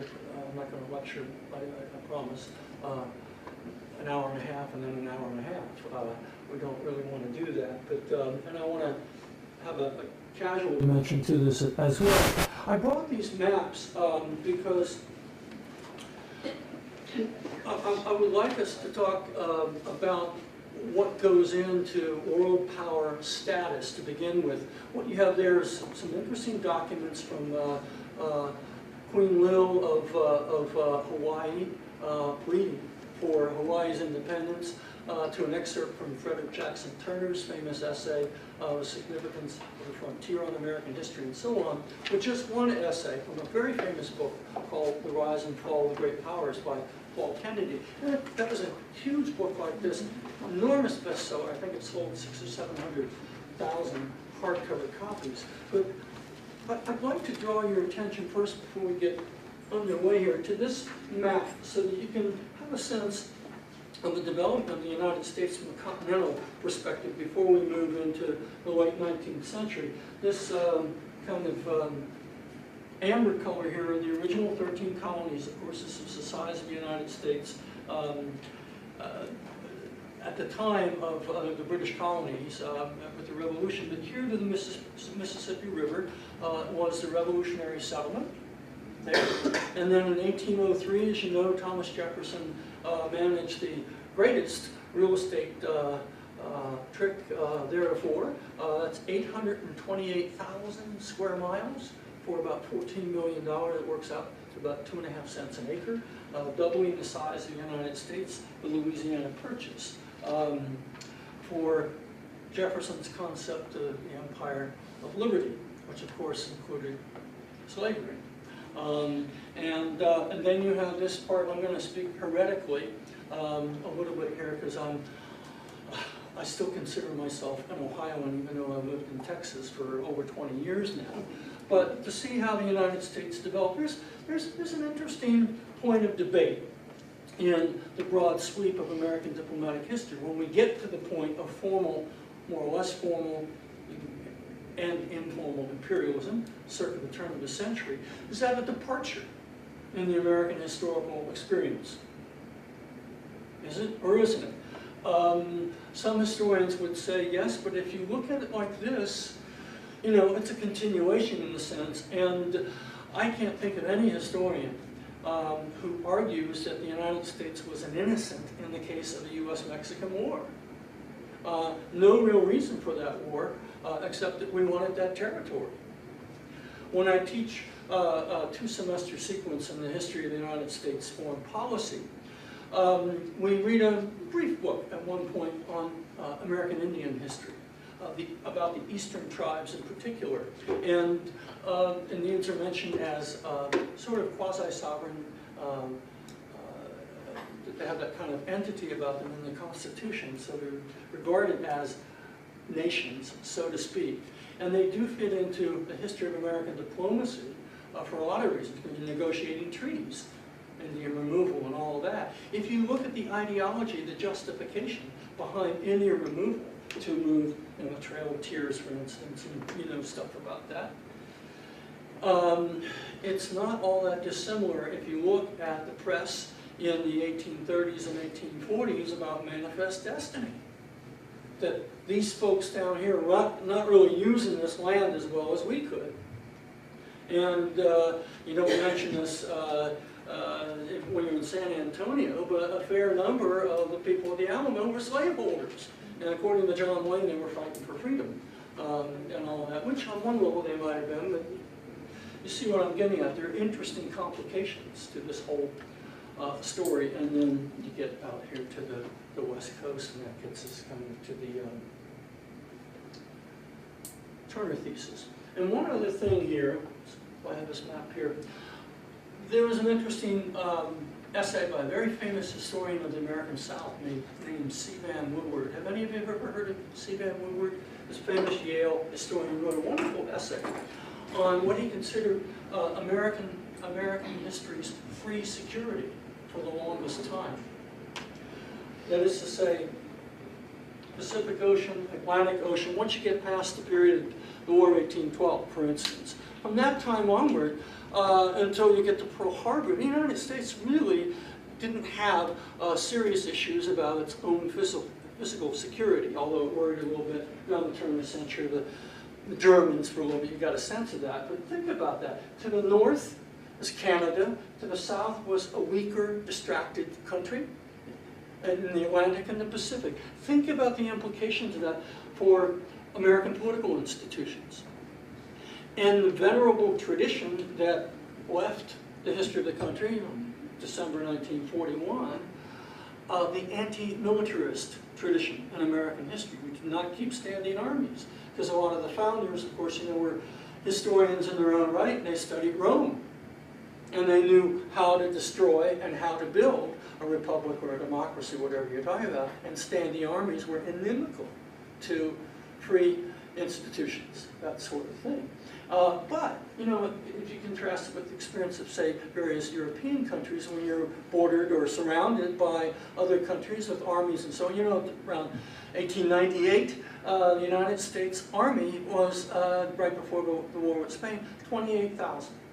It's basically a provincial constabulary, most of it keeping the Indians on the reservations. We ranked 13th as a military power, right after Bulgaria. Isn't that ridiculous, if you think about it? Which gets us to the subject that Paul Kennedy is talking about, great power status. And I wonder, let's talk about that just a little bit. What constitutes great power status among nations? Particularly when you know about the United States in the period we're dealing with today, which was not really much of a, strictly speaking, a military power. Kev? To stick with our themes from the last 2 days, like fear, I think, we were talking about freedom from fear, so when other countries fear the United States, I think that would constitute becoming a world power. Why would they fear the United States? I don't think they did in the period you're talking about, but maybe not until the Spanish-American War. When do you think the U.S. became a world power? I would say the Spanish-American War. Okay, some other thoughts on this? Yes, Elizabeth? I'm sorry. Who controls the natural resources? Natural resources. Who controls the natural resources? You mean as a country or as entities within the country? I mean, corporations control the natural resources, but nonetheless, you're talking about the economic capacity of the United States. Did I get your name wrong, did you say? Kevin. Kevin, okay, yeah. Sorry, Kevin. Harvey, what were you going to say? A couple of things that come to mind are navies. I think that's one thing that would determine your status in the world around that time. And then also colonialism, colonial powers, sure is a way to write in your flag. Did somebody get a chance to look at the Kennedy? If you look at, I think it's the third page of that essay, if you look at the, let's see, is there actually, well, if you look at, I'll tell you one thing, here's a really, really interesting index to go by. Between the Civil War, 1865, and the turn of the century, the United States had about 35,000 miles of rails at the time of the Civil War, most of it in the north. by the turn of the century, it had 247,000 miles, which could get you to the moon, of railroads. 250,000 miles of railroad. And do you remember what Russia's railroad was? 46,000. 46,000. And let's see. It was 11 time zones. And you didn't have 2 tracks. The Trans-Siberian was one way. You would have to go all the way out to the coast and then back. Just if you look at something like that, and you can see all kinds of agriculture, steel.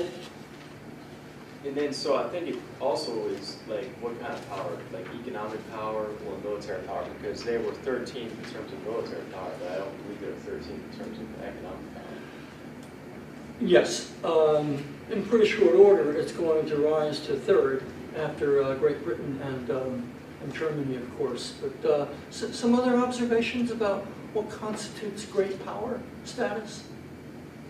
It's a relative thing also, but here we're talking about, I think really, it would be an interesting thing, I think, for your students just to see that chart that has national income, population, and per capita.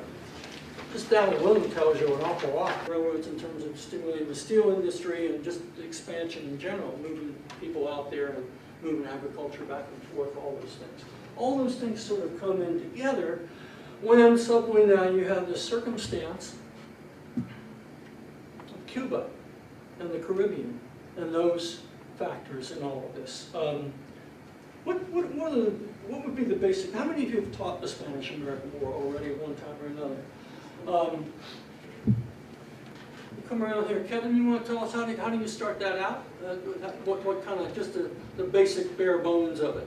I'd probably start teaching about yellow journalism and how the hype surrounding that helped lead to the war. And the reasons why, you know, fighting over, very basic, but fighting over Cuba and, you know, basically to the victor goes the spoils, like why do we care about what's going on in Cuba? Increased markets, proximity, business interests. How much market's going to be there? What are we going to? Does it loom large like China does in the imagination? No. Excuse me? Naval bases, stockpile points, too big too. Wasn't it more like, because the way I started is we started as part of, you know, the independence movements and the fact that the Cubans and the Filipinos wanted independence.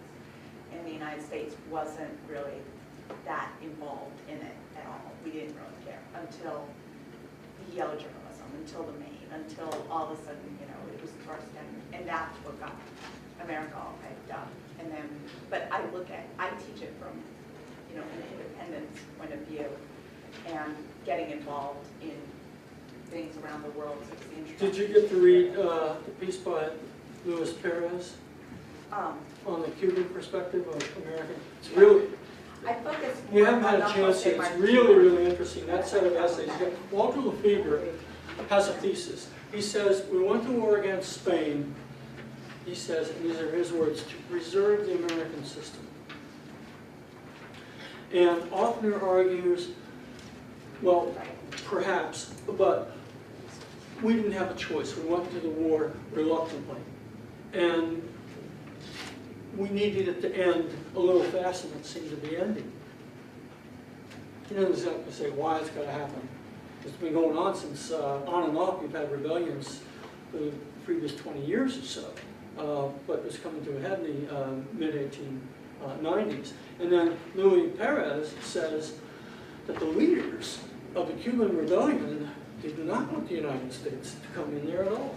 Why Jennifer, if you were leading the Cuban rebellion against the Spanish, why would you maybe not want the United States to come in and help out, quote unquote? Well, he saw it as just one foreign power coming in and take over against another one. It was not that the United States was coming in to help the Cubans become independent, but so that they could control Cuba. It wasn't a push for them to have their own national sovereignty, but to have some control over them. Yeah, it's pretty provocative. Could you teach that to sophomores? I could teach it in the perspective of what's going on in Afghanistan right now, because that's the way Bin Laden felt when we went in to help them against the Russians. It was a matter of thank you for coming in and help us now get out. And the moment we went back in, it was a no, we can take care of ourselves. Now it's just you coming in to replace the Russians, and that's why we're in the situation we're in right now, because that's how they felt. Where would you place something like, in perspective, Kevin, since you brought it up, yellow journalism? What do you, like, as far as the rank of why we went, or? Yeah. I don't know. I mean, it's hard to relate something to now, because we were talking yesterday how the media is so fractured now. Like, you can get your news wherever you want, but back then, everybody was reading the same stories. No TV, no radio. It's the beginnings of the period of mass circulation, newspapers and magazine, color Sunday comics for the first time, stuff like that. And even the finest journalistic enterprises like the New York World, founded by Joseph Pulitzer, or the New York Times, carries lurid sex scandal and murder stories on the front page. Because people wanted to read that also, or maybe first, or maybe only, and forget the real news, that kind of thing. And there, you know, it's an interesting story to look at Pulitzer versus William Randolph Hearst and all of that. Somebody like Perez and even Walter Lefebvre would say that, yeah, that's interesting, and that certainly alerted Americans to the atrocities and so on. As a really defining causal factor, maybe not so much, but who knows? Look at the situation in Cuba. This was a struggle that was going on for some decades. It got worse in the 1890s for Cuba in light of what we were suffering in the 1890s with the Depression. We slapped a big tariff on sugar imports from Cuba. The Wilson-Gorman tariff, which was the highest tariff in American history to that time, an average of 49.7% tariff slapped on imported goods into the United States. They varied somewhat, but that's a lot. And that threw the Cuban economy into a tailspin. And it was a real impetus for the rebellion against the Spanish. And it's interesting, you've got about 30 to 40,000 Cubans, guerrilla-style tactics against a better equipped, more conventional, formal Spanish army, at one time numbering about 200,000 there. The greatest source of natural rubber in the world, it was the rice basket of Asia. You associate, you'd think it would be Japan or China, but it wasn't. Tin and tungsten, all sorts of strategic raw materials, whereas the British are Hong Kong mainly for trade purposes. And you know, gradually they're carving up these spheres of influence. And we're thinking about China as early as the 1840s, but we're not doing too much about that. But it's an interesting question. You consider the effects of industrialization. If you just consider that coverage in the Kennedy essay, the Civil War was to the American economy at that time what World War II was for our economy and everything else. That combined with the infrastructure that the New Deal made, the kind of launching pad for the American Dream, actually, which didn't exist a whole lot prior to World War II in terms of what working class people might be able to achieve, that their kids could go to college. That's the first in the post-World War II period. But that period between the end of the Civil War and the turn of the century, it's a tremendous period of rapid industrial development that made the United States this incredibly powerful economic entity. And then other factors. How many of you know the Turner thesis? Can you tell us a little bit about that, Sarah, the Turner thesis? You mean the frontier thesis, right? Yeah, well, it's called the Turner thesis. Yeah, the frontier thesis. Yeah, also. okay. Did you all know that's what I meant when I said the Turner thesis? Standing for Frederick Jackson Turner. Do you know that, Kathy? Yeah. No? Okay. All right. Go ahead. Basically, that the United States was different from every other country in the world because we had that frontier that we could expand to. and that led to the rugged individualism that made America great, and there was always somewhere to go, and you were always able to move.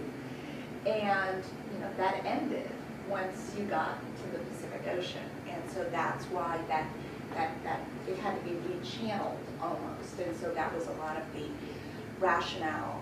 In some cases, Do you remember what year that was? I want to say 1898, but I'm not entirely sure. It's 93. 93. It's interesting because he was a very famous historian.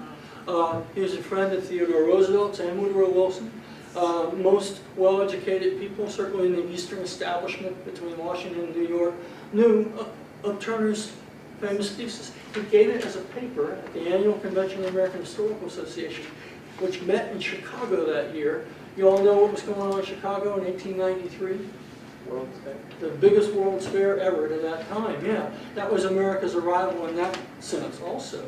And he based that, you recall, Sarah, on the 1890 census, which declared the American frontier closed, which was defined as, you had what they referred to as white settlement everywhere now, not urban centers, but no frontier or territory per se. It was all organized in the states and so on. And if, as Sarah was saying, if Turner was right about the implications of throughout all of American history, that its history is unique if you compare it with Germany or England or Spain or whatever you want to suggest, because of the existence of a frontier, that's partly why I brought this. You got the 13 colonies, now they got all of this for some decades to develop into our part of the country, when Cincinnati was the third biggest city up to the Civil War. And then this hadn't even been touched, but we had it there all that time since 1803. And then the Mexican Cession. And what else happened in 1893?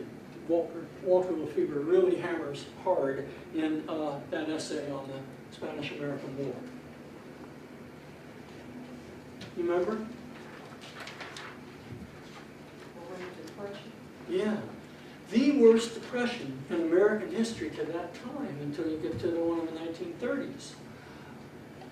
So if the existence of the frontier meant that the United States could develop democratic institutions and a freewheeling economy, and those things, were intermingled like this, because of that frontier always being there, didn't have to maintain a big military establishment or anything like that. Let's talk about what are the implications now of the fact that there's no longer a frontier, it's closed. And we've just been through this, or we're in the depths of this awful depression where 1 out of 5 or 6 Americans is out of work. What are the implications of that? It's interesting to keep that in mind when you consider the jumping off point for American expansion overseas. It didn't need to go anywhere, like the Europeans when I showed you Africa and Asia and so on. Let's deal with this first, that sort of thing. 2 or 3 of the most important things the federal government of the United States did in the course of its history to 1900 was, 1, to end slavery, ultimately, and to subdue the Indians, and to build or subsidize the building of railroads throughout the United States. If you go from 35,000 miles of rails to 250,000 miles of them, 5 transcontinental railroads by 1900, and you give, also this is another subject where I'm going to veer into just momentarily, but you give the railroad companies not half a mile or 1 mile, but 10 miles of land on either side of every mile of track that they lay. It's not entirely total free enterprise capitalism. It's the government and corporations working together, really. It's a huge subsidy. And inducement, leads to other things. Think of the implication of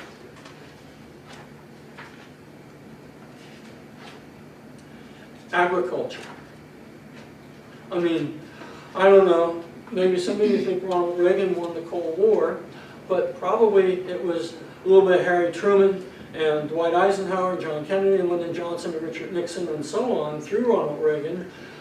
I had occasion one time to drive straight up north from Dallas all the way up to the Dakotas in May. And I felt like I was in a little motorboat in an ocean of soybeans and corn.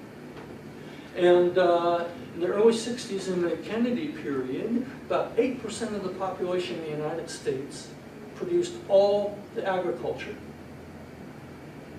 which was 6 times the amount of agriculture that half of the population of the Soviet Union produced.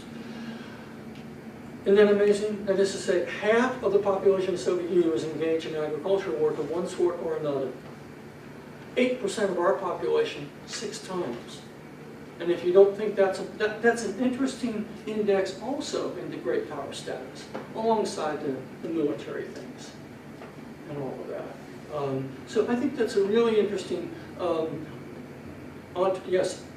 I was going to say that for me, it's hard to pinpoint just one characteristic that made a country powerful.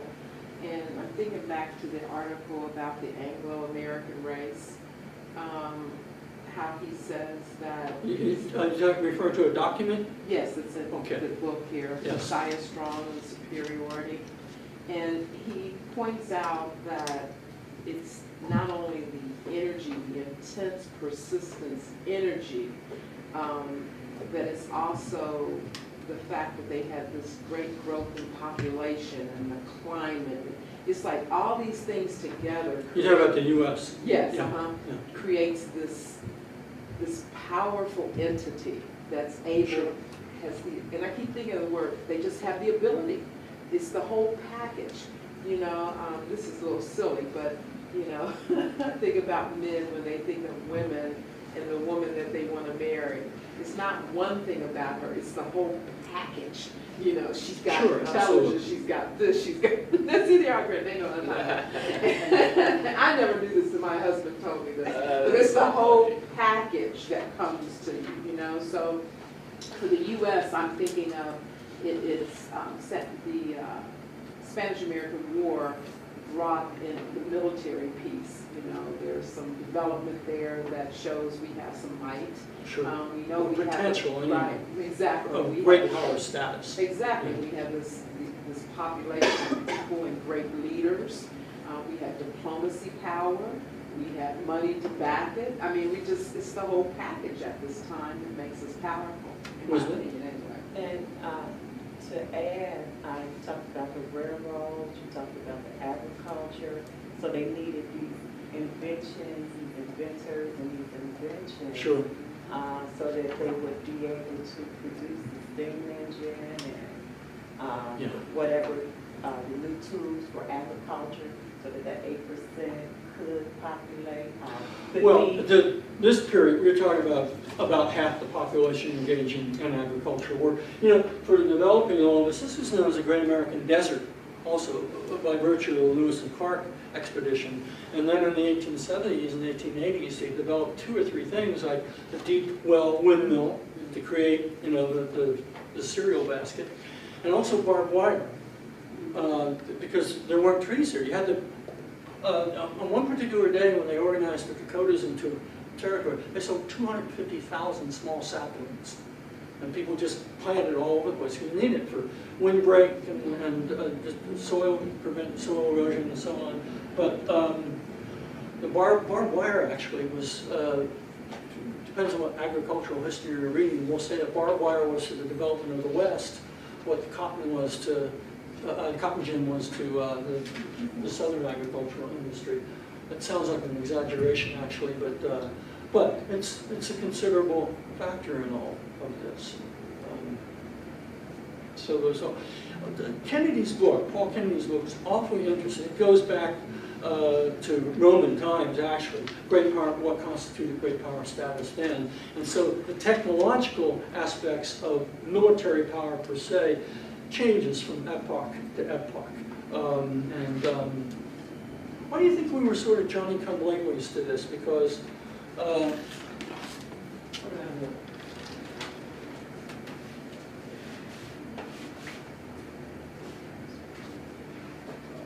because if you look at Asia, for instance, if you want to look at it here, or Something you probably can't see that map back there, but let me show you Africa. This is, you all see French West Africa? About the size of the United States. That's a French colony. Look at the Belgian Congo. That's about the size of Alaska. You see what I'm getting at? The United States is not involved in that, not in Africa in any case. But the European powers and Japan and Russia were doing this somewhat in advance of the United States. The French, for instance, and this intersects our history in all kinds of ways. But the French are mucking about in Southeast Asia in the late 1860s and into the 1870s. And let me move this aside for a minute. So you can see that map of French Indochina. They had this in full control by the 1890s. It was for the resources.